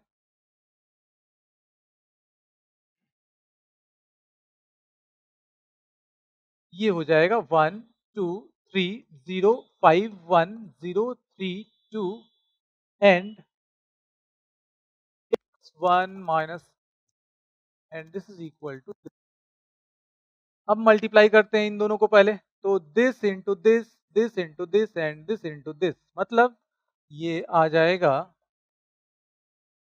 इसको मल्टीप्लाई कर लेंगे तो आ जाएगा कितना, x और प्लस 2 और माइनस 6, इसी तरह से ये आ जाएगा 0 5 और माइनस 2, ये आ जाएगा 0 3 और minus 4 and this is equal to 0। तो अब देखिए, अब यहाँ पे आपको क्या मिल जाएगा, 1x1 और ये मिल जाएगा x माइनस 4 और यहाँ पे मिल जाएगा 3 और यहाँ पे मिल जाएगा -1 and this is equal to 0। अब दिस इंटू दिस, तो यहाँ पे मिलेगा कितना, इसमें इससे करेंगे x माइनस 4 और इसमें इससे कर लेंगे तो प्लस 3x और फिर इसमें इससे होगा -1 and this is equal to 0। तो ये हो जाएगा 4x और -5 equals 0, x equals 5/4, 5/4, third option यहाँ पे करेक्ट हो जाएगा। ठीक है, दिस इनटू दिस, इस तरह से मल्टीप्लाई, है ना। कैसे करते हैं, इसमें इससे करेंगे, इसमें इससे और इसमें इससे। आगे बढ़ते हैं, अब देखते हैं नेक्स्ट क्वेश्चन।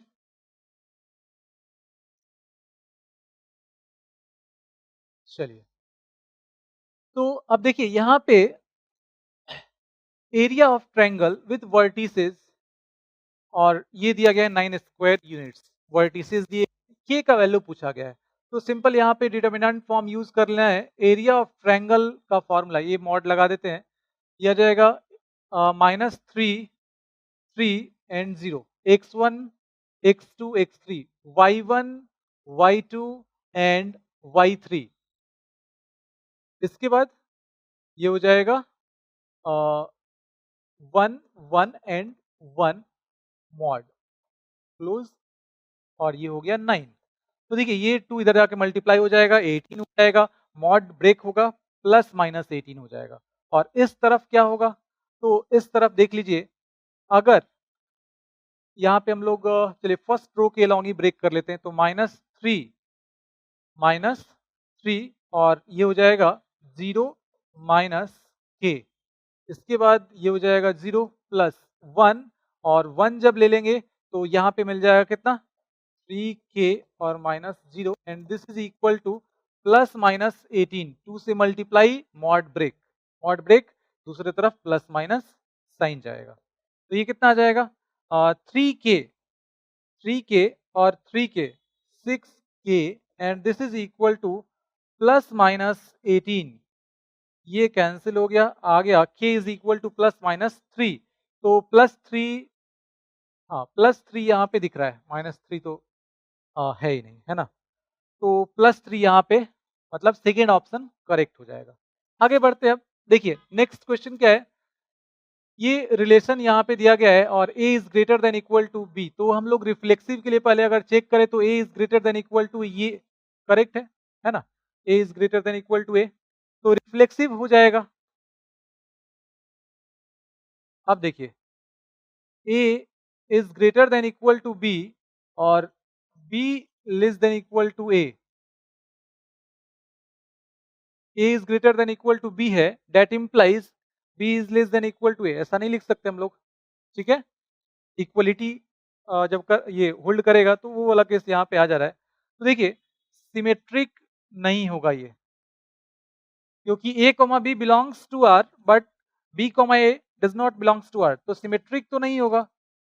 अब देखते हैं ट्रांजिटिव होगा या नहीं, तो a comma b belongs to r, है ना, sorry, a comma b belongs to r and b comma c belongs to r, मतलब a is greater than equal to b and b is greater than equal to c, a b से बड़ा होगा या equal होगा, है ना, तो a is greater than equal to b, b is greater than equal to c, तो a is greater than equal to c लिख सकते हैं हम लोग, है ना, मतलब ये कि ट्रांजिटिव रिलेशन शो कर रहा है, तो रिफ्लेक्सिव और ट्रांजिटिव होगा, सिमेट्रिक नहीं होगा। तो देखिए reflexive transitive but not symmetric, second option correct हो जाएगा, ठीक है। आगे बढ़ते हैं, देखिए यहाँ पे ये दिया गया है एक फंक्शन, यहाँ पे है gx is equal to alpha x plus beta, और g दिया गया है, और अब इससे रिलेटेड कुछ ऑप्शंस यहाँ पे दिए गए हैं। हाँ पूछा गया है यहाँ पे कि ये एक फंक्शन है, ऐसा पूछा गया है, तो अब इसके लिए देखिए क्या करना होगा आपको, पहले सबसे पहले यहाँ पे देखना होगा ये एलिमेंट्स, यहाँ पे हम लोग डोमेन और कोडोमेन पहले लिख लेते हैं, तो 1 2 3 एंड 4, इसके बाद इसमें क्या क्या है 1 3 5 7, तो 1 1 और ये हो जाएगा 1 1 2 3, इसके बाद 3 5 4 7, है ना, तो देखिए यहाँ पे इसको a और b अगर बोल दें हम लोग, तो ये एक फंक्शन होगा, है ना, जो फंक्शन का डेफिनेशन है मैपिंग में आपको बताया गया है, तो उससे हम लोग यहाँ देख रहे हैं कि ये फंक्शन, इसका कोई भी एलिमेंट ऐसा नहीं है जिसका इमेज इधर नहीं बन रहा हो, है ना, और एक और कंडीशन क्या होता है फंक्शन होने के लिए, इसका कोई भी एलिमेंट छूटना नहीं चाहिए, मतलब हर एक एलिमेंट का इमेज इसमें होना चाहिए, तो फर्स्ट कंडीशन तो ये सेटिस्फाई कर रहा है। दूसरा कंडीशन क्या होगा, इसका कोई एक एलिमेंट इसके किसी दो एलिमेंट के साथ एसोसिएटेड नहीं होना चाहिए, मतलब इसके दो डिफरेंट इसके सेम किसी एक एलिमेंट से हो सकते हैं, ठीक है ना, जैसे ये मान लीजिए ये 1 इसके साथ हो गया और 1 जो है इसके साथ हो गया, तो ये फिर फंक्शन नहीं होगा। लेकिन 1 अगर 3 के साथ है, अब देखिए 1 3 से जुड़ा हुआ है और 2 जो है ये 3 से एसोसिएटेड, तो इस केस में ये फंक्शन होता है। तो फिलहाल हम लोग ये देख रहे हैं कि ये फंक्शन है। अब देखते हैं, यहाँ पे gx इज इक्वल टू ये दिया गया है, अल्फा और बीटा का वैल्यू हम लोगों को फाइंड करना है। इसके लिए तो क्या करते हैं, तो g ऑफ 1 मतलब इनपुट अगर 1 लेते हैं तो आउटपुट क्या मिल रहा है, 1 मिल रहा है। तो यहाँ से ये मिल जाएगा अल्फा, यहाँ पे x की जगह पे 1 पुट करेंगे तो alpha plus beta is equal to 1। ये फर्स्ट इक्वेशन मिल गया। इसके बाद सेकंड इक्वेशन के लिए तो 2 पुट कर लेंगे, तो जब कर रहे हैं तो यहाँ पे 3 मिल रहा है। क्या हो जाएगा, 2 alpha plus beta and this is equal to 3। ये सेकंड इक्वेशन हो गया। अब इन दोनों को सॉल्व कर लेते हैं, तो 2 minus 2 alpha plus beta and this is equal to 3 और अल्फा प्लस बीटा इक्वल्स 1। इसको सब्ट्रैक्ट करते हैं तो यहाँ पे मिल जाएगा, ये कैंसिल हो जाएगा, ये मिल जाएगा alpha and this is equal to 2। Alpha का वैल्यू 2 मिल गया। अब अल्फा का वैल्यू यहाँ पे 2 ले लेते हैं तो बीटा का वैल्यू -1 हो जाएगा। तो alpha is equal to 2, beta is equal to -1। अब देखते हैं, फंक्शन तो है, अल्फा का वैल्यू 2 होना चाहिए, बीटा का वैल्यू -1 होना चाहिए। तो फर्स्ट ऑप्शन यहाँ पे करेक्ट हो जाएगा, है ना। g is a function, alpha is equal to 2, beta is equal to -1। आगे बढ़ते हैं, देखते हैं नेक्स्ट क्वेश्चन। हाँ, देखिए यहाँ पे a and b are positive numbers, ऐसा बोला गया है। a is greater than b और minimum value of this is, ये पूछा गया है मिनिमम वैल्यू क्या होगा। तो सबसे पहले हम लोग क्या करते हैं, थोड़ा लेंदी जाएगा ये क्वेश्चन। यहाँ पे E इसको मान लेते हैं a सेक थीटा और माइनस b tan थीटा, और थीटा पे कंडीशन दिया गया है फर्स्ट क्वाड्रेंट में लाई कर रहा है। तो देखिए D e upon d theta जो एक्सप्रेशन है उसको ई बोल दिए, और फर्स्ट डेरिवेटिव यहाँ पे हम लोग फाइंड कर लेते हैं। तो a सेक थीटा और into tan theta, sec theta का derivative, minus b sec square theta. तो a और ये हो जाएगा सेक थीटा और ये sine theta upon cos theta. तो sine theta upon cos theta 1 upon cos sec हो जाएगा, तो यहाँ पे सेक स्क्वायर कर लेते हैं, है ना। और इसको इसको हटा देते हैं डायरेक्ट यहाँ पे।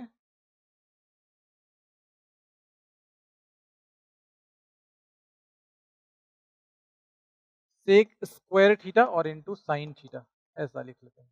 ठीक है, साइन अपॉन कॉस करने पे 1 अपॉन कॉस सेक हो गया, तो सेक स्क्वायर हो गया। माइनस बी, सेक स्क्वायर में क्यों कन्वर्ट किए, क्योंकि यहाँ पे सेक स्क्वायर इस तरफ दिख रहा है, तो दोनों में सेक स्क्वायर थीटा कॉमन हो जाएगा। तो ए साइन थीटा और माइनस बी, और डी अपॉन डी थीटा जब जीरो करेंगे आप, d upon d theta is equal to 0, तो ये जीरो करने पे आपको मिल जाएगा sine theta is equal to b upon A.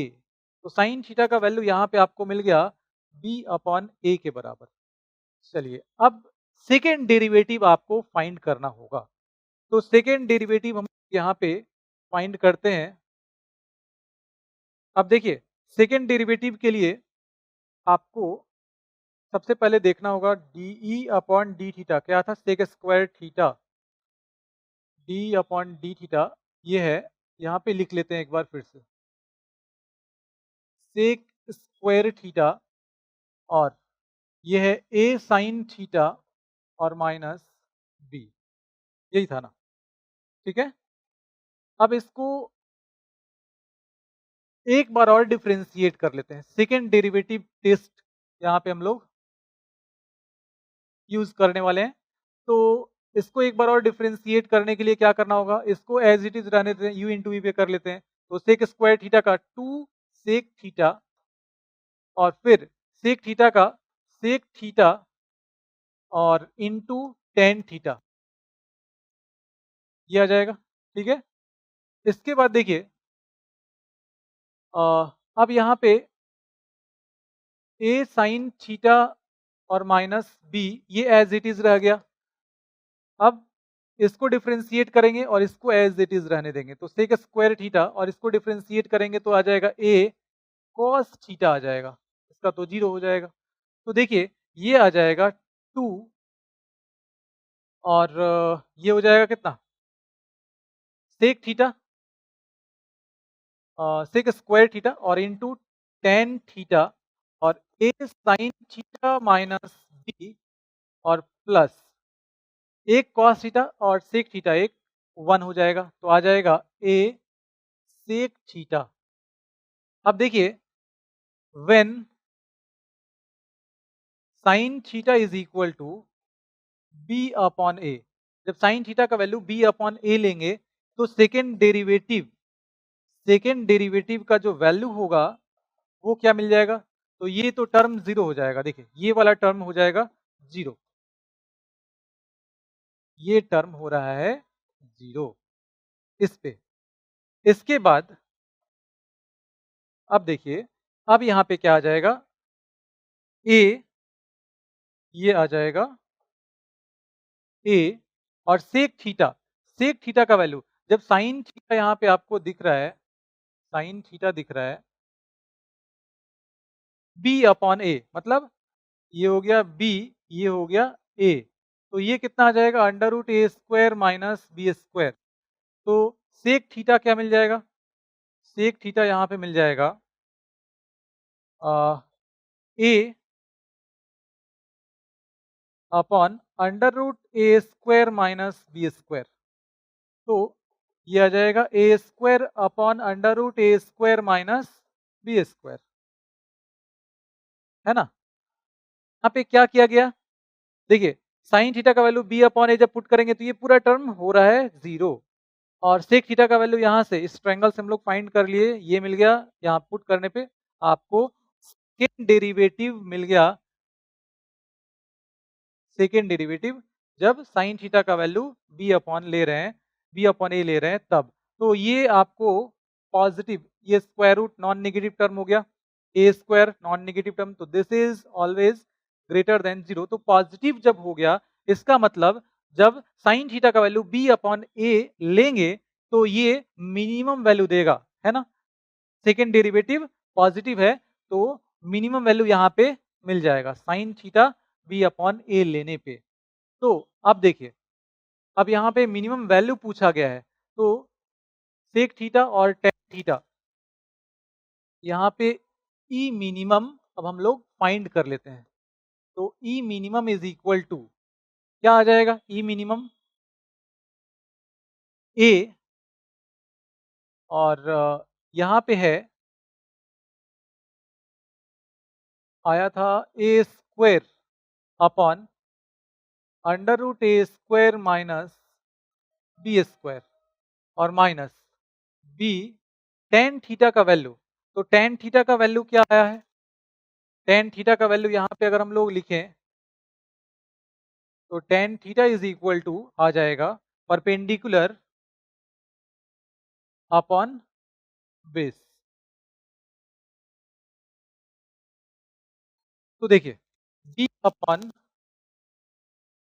Upon under root a square minus b square और अब यहाँ पे हम लोग एलसीएम ले लेते हैं।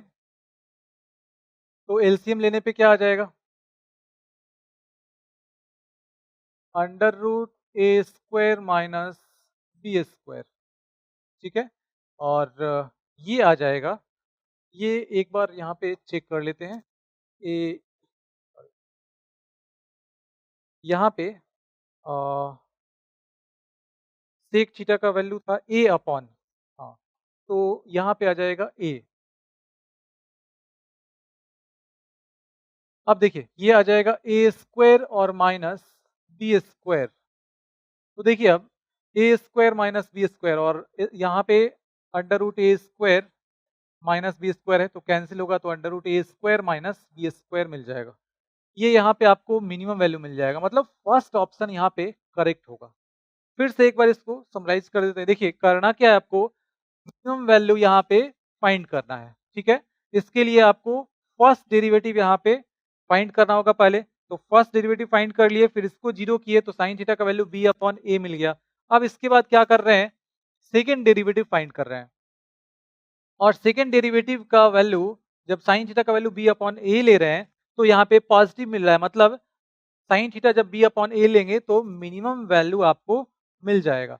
अब मिनिमम वैल्यू क्या होगा, तो उसके लिए देखिए जो एक्सप्रेशन इसका मिनिमम वैल्यू पूछा गया है, इसमें सेक थीटा और टेन थीटा का वैल्यू, जब साइन थीटा का वैल्यू बी अपॉन ए ले रहे हैं तो इन दोनों का वैल्यू जो मिल रहा है वो यहाँ पे आपको पुट कर देना है और यहाँ से आपको मिनिमम वैल्यू मिल जाएगा ई का, जो एक्सप्रेशन है उसका। ठीक है, आगे बढ़ते हैं, अब नेक्स्ट क्वेश्चन देखते हैं।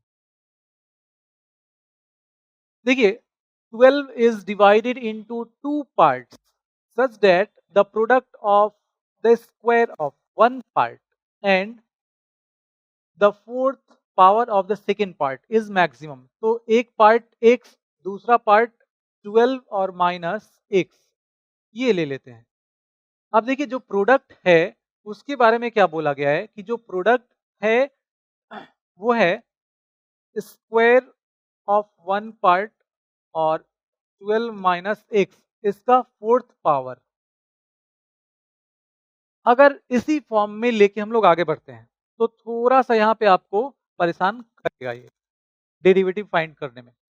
यहाँ पे क्या कर लेते हैं हम लोग, अगर p मैक्सिमम होगा, ठीक है, तो स्क्वायर रूट ऑफ p ये भी मैक्सिमम होगा, या स्क्वायर रूट ऑफ p का मैक्सिमम वैल्यू मिलेगा x के जिस वैल्यू के लिए, उसी पे p का मैक्सिमम वैल्यू मिलेगा। ठीक है, तो अब यहाँ पे स्क्वायर रूट ले लेते हैं तो यह आ जाएगा 12 और माइनस एक्स और इसका स्क्वायर।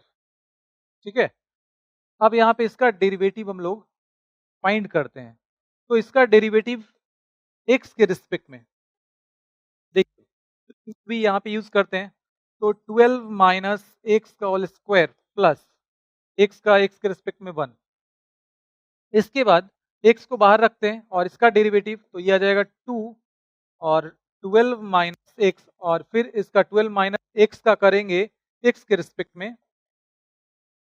-1 मिल जाएगा। 12 माइनस एक्स कॉमन कर लेते हैं, यहाँ पे 12 माइनस एक्स और ये हो जाएगा -2x। 12 minus x, 12 minus 3x। तो अब इसको जब जीरो करेंगे तो यहाँ से x का वैल्यू 12 मिलेगा, जो कि हम लोग एक्सेप्ट नहीं करेंगे, है ना, क्योंकि दोनों का जो सम होना चाहिए वो 12 होगा, है ना, तो ये वैल्यू एक्सेप्ट कर लेंगे। ये जब जीरो करते हैं आप तो यहाँ से आपको x का वैल्यू मिल जाता है 12 अपॉन 3 दैट इज 4। तो दूसरा जो पार्ट हो जाएगा वो आपको क्या मिल जाएगा, 8 मिल जाएगा।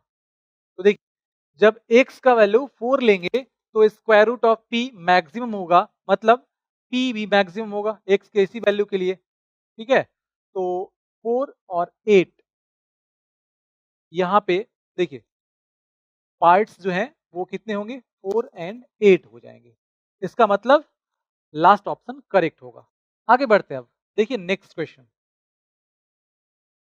y इज इक्वल टू दिया गया है और dy upon d x find करना है, तो dy अपॉन डी एक्स क्या आ जाएगा, तो सबसे पहले आपको सेक tan इनवर्स x का डेरिवेटिव फाइंड करना है। तो सेक का जो आर्गुमेंट, जो इसका एंगल दिख रहा है उसके रिस्पेक्ट में आपको पहले करना होता है, तो tan इनवर्स x के रिस्पेक्ट में करेंगे, फिर चेन रूल यूज करेंगे और tan इनवर्स x का x के रिस्पेक्ट में करेंगे। तो अब देखिए सेक थीटा का sec theta into tan theta, तो सेक टेन इनवर्स एक्स और into tan tan inverse x और इंटू टेन इनवर्स एक्स का 1/1 प्लस एक्स स्क्वायर। और अब यहाँ पे तो यहाँ पे क्या आ जाएगा, सेक टेन इनवर्स एक्स, ये y है, इसको रिप्लेस कर लेते हैं और टेन टेन इनवर्स एक्स इसको x लिख सकते हैं 1 अपॉन ये 1 प्लस एक्स स्क्वायर, मतलब x y upon 1 plus x square. First option यहाँ पे करेक्ट हो जाएगा। ठीक है, सिंपल क्वेश्चन था ये।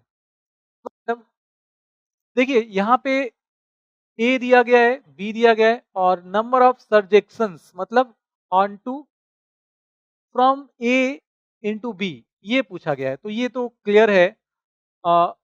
नंबर ऑफ ऑन टू मतलब नंबर ऑफ सर्जेक्शंस क्या होता है 2 टू द पावर n और माइनस क्या हो जाएगा 2। क्लियर है ना? ये रिजल्ट आपको पता ही होगा, मतलब सेकेंड ऑप्शन यहाँ पे करेक्ट हो जाएगा। ठीक है,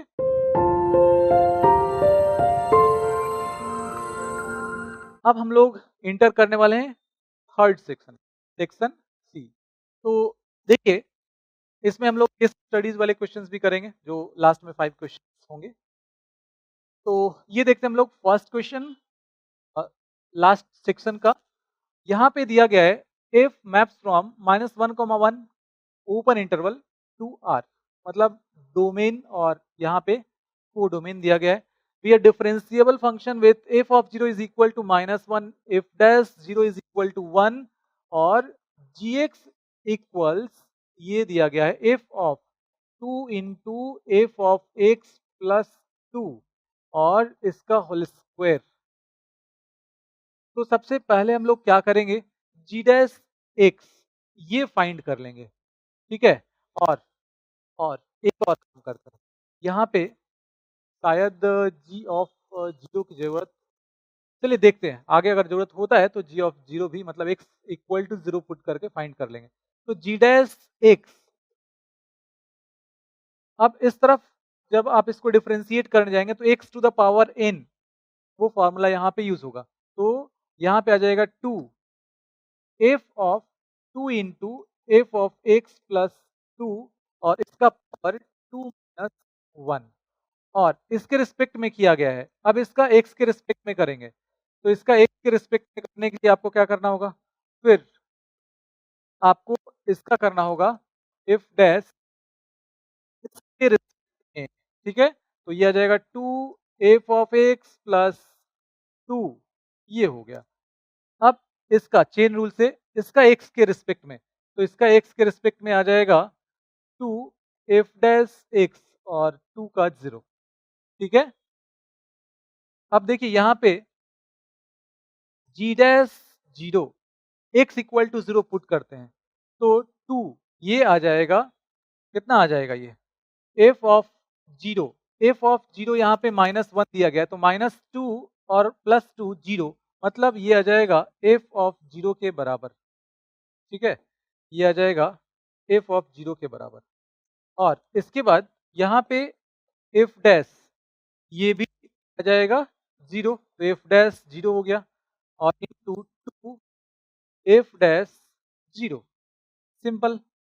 अब एफ ऑफ 0 और एफ डैश 0 दोनों का वैल्यू दिया गया है, पुट करते हैं तो 2 इंटू -1 इंटू 1 इंटू 2 और एफ डैश 0 1, तो ये आ जाएगा -4 के बराबर। ठीक, देखिए -4 सेकेंड ऑप्शन यहाँ पे करेक्ट हो जाएगा। तो क्वेश्चन ये ज्यादा डिफिकल्ट नहीं है, बस आपको ध्यान क्या रखना है कि ये किसके रिस्पेक्ट में आपको इसका डेरिवेटिव फाइंड करना होगा, मतलब चेन रूल जो यूज कर रहे हैं ना वहां पे थोड़ा सा ध्यान रखते हुए करना है, बाकी कुछ भी इसमें ऐसा नहीं है जो आपको परेशान करेगा, बस ये स्टेप सिर्फ आपको ध्यान से लिख देना है। ठीक है, आगे बढ़ते हैं अब। तो ये हमारा नेक्स्ट क्वेश्चन और इसमें देखिए क्या करना है, dy अपॉन dx फाइंड करने के लिए x to the power 2 upon 3 plus y to the power 2 upon 3 and this is equal to a to the power 2 upon 3। तो ऐसे question dy upon dx find करते हैं, क्या करते हैं दोनों तरफ इसको डिफरेंशिएट करेंगे विथ रिस्पेक्ट टू x। तो यहाँ पे लिख लीजिए differentiating both sides with respect to x और ये आ जाएगा 2 upon 3 x to the power 2 upon 3 -1 upon 3 plus 2 upon 3 y to the power -1 upon 3 and this is equal to constant. हाँ, यहाँ पे y है तो x के रिस्पेक्ट में कर रहे थे, dy अपॉन dx भी लिखना होगा और ये कांस्टेंट है, इसका डेरिवेटिव 0। तो 2 अपॉन 3 तो कॉमन हो जाएगा, उधर 0 है लिखने की जरूरत नहीं है। ये आ जाएगा dy अपॉन dx, तो ये इस तरफ आएगा x का पावर -1 अपॉन 3 और ये जो है ये इधर आके डिवाइड हो जाएगा y का power -1 upon 3 and this is equal to minus, negative power को रिमूव करेंगे नीचे आएगा, ये ऊपर जाएगा तो आ जाएगा y अपॉन x इसका पावर 1 अपॉन 3। अब इसी को आप चाहें तो ऐसे लिख सकते हैं cube root of y upon x. तो यहाँ पे फर्स्ट ऑप्शन करेक्ट हो जाएगा, ठीक है, फर्स्ट ऑप्शन यहाँ पे करेक्ट होगा। चलिए नेक्स्ट क्वेश्चन देख लेते हैं। नेक्स्ट क्वेश्चन क्या है, बी इनवर्स फाइंड करना है, बी दिया गया है। ये एक मैट्रिक्स है 3 by 3 ऑर्डर है इसका, और बी इनवर्स फाइंड करने के लिए इसके लिए आपको क्या चाहिए, 1 अपॉन डिटर्मिनेंट ऑफ बी और इनटू एडजॉइंट ऑफ बी, ये चाहिए। तो देखिए इसके लिए आपको सबसे पहले फाइंड क्या करना होगा, डिटर्मिनेंट ऑफ ए फाइंड करना चाहिए सबसे पहले, क्योंकि अगर ये इक्वल टू 0 आ गया तो ये एग्जिस्ट करेगा नहीं बी इनवर्स, तो सबसे पहले तो वही चेक कर लेते हैं। और डिटर्मिनेंट ऑफ बी क्या आ जाएगा, ये आ जाएगा 1 और 3 माइनस 0 -2, और ये आ जाएगा -1 -0 और फिर -2, और ये आ जाएगा minus minus +2 -0, and this is equal to 3 +2 -4, and ये आ जाएगा 1 के बराबर। तो इसका मतलब ये 0 नहीं आ रहा है ना, तो बी इनवर्स यहाँ पे एग्जिस्ट करेगा, ठीक है। अब हम लोग यहाँ पे इसका एडजॉइंट बी फाइंड करने के लिए क्या करेंगे, कोफैक्टर्स फाइंड करेंगे इन सारे एलिमेंट्स के लिए। तो कोफैक्टर्स, अब देखिए यहाँ पे करते क्या है हम लोग, इसको डायरेक्ट यहाँ पे लिख लेते हैं कि determinant of b is equal to 1 आ गया है, ठीक है, और इसको यहाँ से रिमूव कर लेते हैं।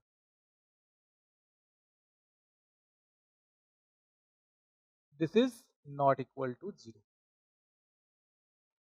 अब यहाँ पे आपको कोफैक्टर, फर्स्ट जो एलिमेंट है उसका कोफैक्टर, तो उसका कोफैक्टर क्या आ जाएगा, -1 का पावर 1 + 1, और ये हो जाएगा m11, तो this into this -0, and this is equal to 3 C12, तो यहाँ पे ऑड पावर हो जाएगा तो माइनस आ जाएगा, और इसका लेंगे तो ये और ये आ जाएगा माइनस माइनस -1, हाँ, और ये आ जाएगा 0, तो माइनस माइनस प्लस हो जाएगा।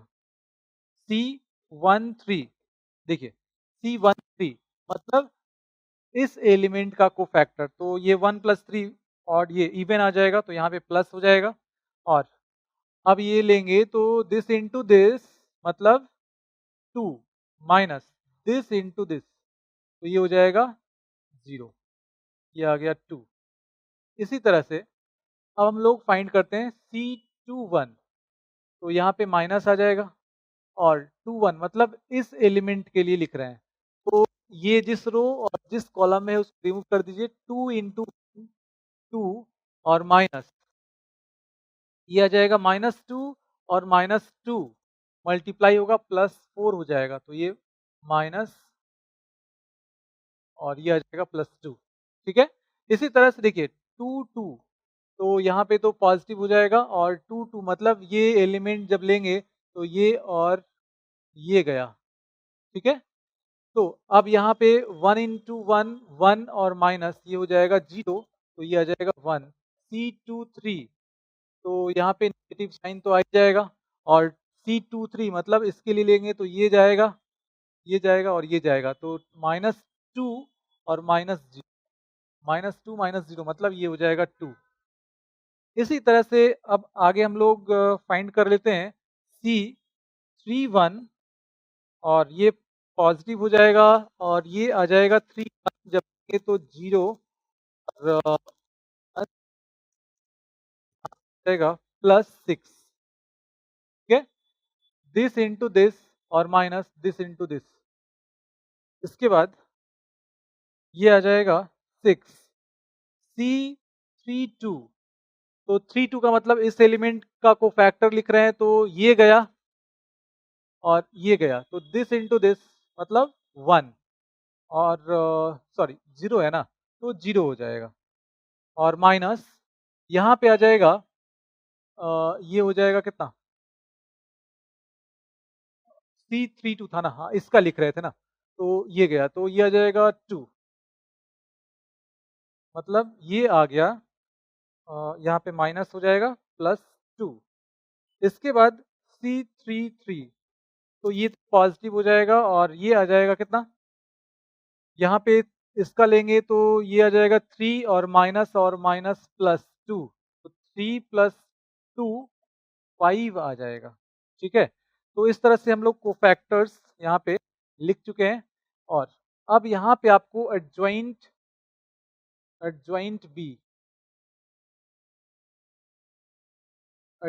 बी क्या हो जाएगा, तो इसका ट्रांसपोज हो जाएगा। जो कोफैक्टर्स यहाँ पे हैं लिख लेते हैं पहले, 3 1 2, उसके बाद 3 1 2, ये हो गया 2 1 2, और फिर 6 2 5, और इसका ट्रांसपोज, तो इसका ट्रांसपोज क्या आ जाएगा, तो ये हो जाएगा 3 1 2 2 1 2 6 2 5।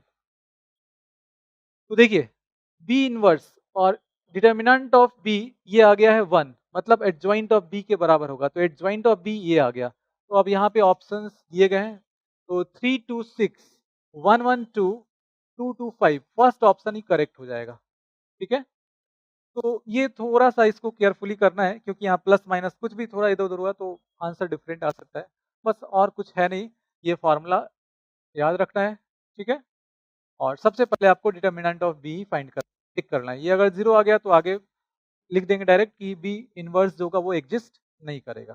ठीक, चलिए नेक्स्ट क्वेश्चन देखते हैं अब। तो यहाँ पे एफ एक्स दिया गया है और ये बोला गया है continuous at x equal to 0 के का वैल्यू फाइंड करना है। तो according to question,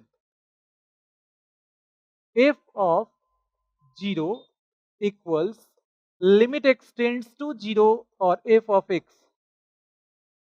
f of 0 मतलब इनपुट जब 0 लेंगे तो output k plus 1/2 and limit extends to 0। F of x यहाँ पे है साइन 5x। देखिए कई जगह पे यहाँ पे 0/0 फॉर्म जो दिख रहा है ना, उसमें आप इल हॉस्पिटल मतलब लॉपिटल रूल जो है वो यूज कर सकते हैं आप। ठीक है, तो फर्स्ट आंसर वहां पे आपको मिल जाता है। अब देखिए sign 5x upon x square, तो यहाँ पे x कॉमन कर लेते हैं और ये लिख लेते हैं x प्लस 2। ठीक है, एफ एक्स को रिप्लेस कर दिए इससे। अब यहाँ पे करना क्या है, तो sine 5x upon 5x, x tends to 0 1 हो जाएगा, तो इसके लिए यहाँ पे 5 से हम लोग मल्टीप्लाई कर लेते हैं, और 5 से मल्टीप्लाई करने के बाद अब देखिए ये हो जाएगा 1, और अब यहाँ पे लिमिटिंग वैल्यू हम लोग ले लेते हैं, तो k plus half and this is equal to ये 1 और ये हो जाएगा 2, 5/2, तो k is equal to 5/2 minus 1/2 and this is equal to ये आ जाएगा 4/2, 2 के बराबर आ जाएगा, मतलब थर्ड ऑप्शन यहाँ पे करेक्ट हो जाएगा। ठीक है, चलिए अब आते हैं हम लोग नेक्स्ट क्वेश्चन पे। तो यहाँ पे ये दिया गया है, इसको एफ एक्स भी लिख सकते हैं, ई भी लिख सकते हैं, कोई दिक्कत नहीं, एफ एक्स ही लिख लेते हैं। देखिए यहाँ पे एफ ऑफ एक्स दिया गया है x square minus x plus 1, और इसका पावर है 1/3। ठीक है, डेरिवेटिव फाइंड करना होगा पहले, क्योंकि मैक्सिमम या मिनिमम वैल्यू फाइंड करना होता है तो हम लोग पहले डेरिवेटिव फाइंड करते हैं। ठीक है, तो देखिए यहाँ पे आ जाएगा 1/3 x square minus x plus 1, इसके रिस्पेक्ट में करेंगे तब इसका एक्स के रिस्पेक्ट में करना होगा तो 2x माइनस 1 आ जाएगा। अब एफ डैश एक्स जैसे ही आप 0 पुट करेंगे तो आपको x का वैल्यू मिल जाएगा हाफ। तो ये क्रिटिकल पॉइंट यहाँ पे आपको मिल गया, और जो बाउंड्री यहाँ पे दिया गया है 0 से 1 क्लोज्ड इंटरवल, तो बाउंड्री जो है और ये इन सारे पॉइंट्स पे एफ एक्स का वैल्यू आपको फाइंड करना होगा। ठीक है, जो मैक्सिमम हो जाएगा है ना, जिस वैल्यू पे मैक्सिमम मिलेगा वही मैक्सिमम वैल्यू इसका हो जाएगा। देखिए यहाँ पे क्या करना है आपको, जब वैल्यू 0 ले लेंगे तो एफ ऑफ एक्स का वैल्यू क्या मिल जाएगा? तो एक्स का वैल्यू जब 0 ले लेंगे तो ये मिल जाएगा 1। एक्स का वैल्यू जब हाफ ले लेंगे तो क्या मिल जाएगा? हाफ लेने पे आपको मिल जाएगा -1/4 और +1, 3/4 का power f of x is equal to 3/4 का पावर हो जाएगा 1/3। इसके बाद जब x का वैल्यू 1 लेंगे तो क्या मिलेगा? 1 लेने पे ये हो जाएगा 1, मतलब ये यहाँ पे भी 1, यहाँ पे भी 1, तो इसका मतलब हुआ कि मैक्सिमम जो वैल्यू होगा वो 1 हो जाएगा। ठीक है, मैक्सिमम वैल्यू यहाँ पे पूछा गया था, तो मैक्सिमम वैल्यू 1 हो जाएगा। थर्ड ऑप्शन यहाँ पे करेक्ट हो जाएगा। ठीक है, तो इस तरह से यहाँ पे हम लोग टोटल जो 45 क्वेश्चंस हैं वो हम लोग यहाँ पे कर चुके हैं। अब नेक्स्ट जो 5 क्वेश्चंस होंगे वो किस स्टडी बेस्ड क्वेश्चंस होंगे। तो देखिए, जो इंफॉर्मेशन दिया गया है वो यहाँ पे हम लोग एक बार देख लेते हैं, फिर इससे रिलेटेड जो क्वेश्चंस हैं उसको डिस्कस करेंगे। ठीक है, देखिए यहाँ पे क्या है, एक मैट्रिक्स दिया गया है और m/n इसका ऑर्डर दिया गया है। ठीक है, तो यहाँ पे बोला गया है, ट्रांसपोज के बारे में बताया गया है, matrix obtained by interchanging the rows and columns of A is called transpose of A. इसके बाद सिमेट्रिक मैट्रिक्स के बारे में दिया गया है कि ट्रांसपोज ऑफ ए के बराबर हो जाएगा, तो ये सिमेट्रिक होगा, और स्क्यू सिमेट्रिक जब ट्रांसपोज ऑफ ए माइनस ए के बराबर होगा तो स्क्यू सिमेट्रिक। अब इससे रिलेटेड क्वेश्चन हम लोग देखते हैं। तो यहाँ पे देखिए, ट्रांसपोज ऑफ मैट्रिक्स दिस, तो सिंपल है, जो रो में दिख रहा है उसको कॉलम में कर लीजिए, है ना, रो और कॉलम को इंटरचेंज कर लेते हैं। तो यहाँ पे ये हो जाएगा 1 -2 and -5, 1 -2 and -5, first option correct होगा। बहुत ही सिंपल क्वेश्चन है। देखिए अब ए बी सी, तो ए बी सी, अब इसको हम लोग ऐसे लिख सकते हैं, इसका ट्रांसपोज, तो देखिए transpose of A B equals transpose of B transpose of A, ये प्रॉपर्टी पता है आप लोगों को। तो अब यहाँ पे ट्रांसपोज ऑफ सी, और ये हो जाएगा ट्रांसपोज ऑफ ए बी। वापस इसको फिर से इस प्रॉपर्टी से ट्रांसपोज ऑफ बी और इनटू ट्रांसपोज ऑफ ए लिख सकते हैं। तो ये हो गया हमारा आंसर, सी बी ए, सी बी ए, यस, इन सब का ट्रांसपोज, है ना। तो फर्स्ट ऑप्शन यहाँ पे करेक्ट हो गया। चलिए नेक्स्ट क्वेश्चन है, for any square matrix A with real number entries, यहाँ पे कुछ ऑप्शंस दिए गए हैं, जो सही ऑप्शन है वो सेलेक्ट करना है। A plus transpose of A is skew symmetric, नहीं ये रॉन्ग है। A plus transpose of A is symmetric matrix, yes ये करेक्ट है। ठीक है, तो यहाँ पे सेकेंड ऑप्शन जो है वो करेक्ट हो गया। आगे बढ़ते हैं, और नेक्स्ट क्वेश्चन है, any square matrix can be expressed as, तो ये हम लोग जानते हैं कि किसी भी स्क्वायर मैट्रिक्स को हम लोग sum of symmetric and skew symmetric matrix के फॉर्म में लिख सकते हैं। तो थर्ड ऑप्शन यहाँ पे करेक्ट हो जाएगा। ठीक है, अब आते हैं हम लोग लास्ट क्वेश्चन पे। ए दिया गया है, बी दिया गया है, ए प्लस बी का ट्रांसपोज पूछा गया है, तो ए प्लस बी पहले फाइंड कर लेते हैं, और a प्लस बी आपको मिल जाएगा 0 प्लस 1, 1 हो गया, 3 हो गया, यहाँ पे 5 हो गया, और ये हो गया 3।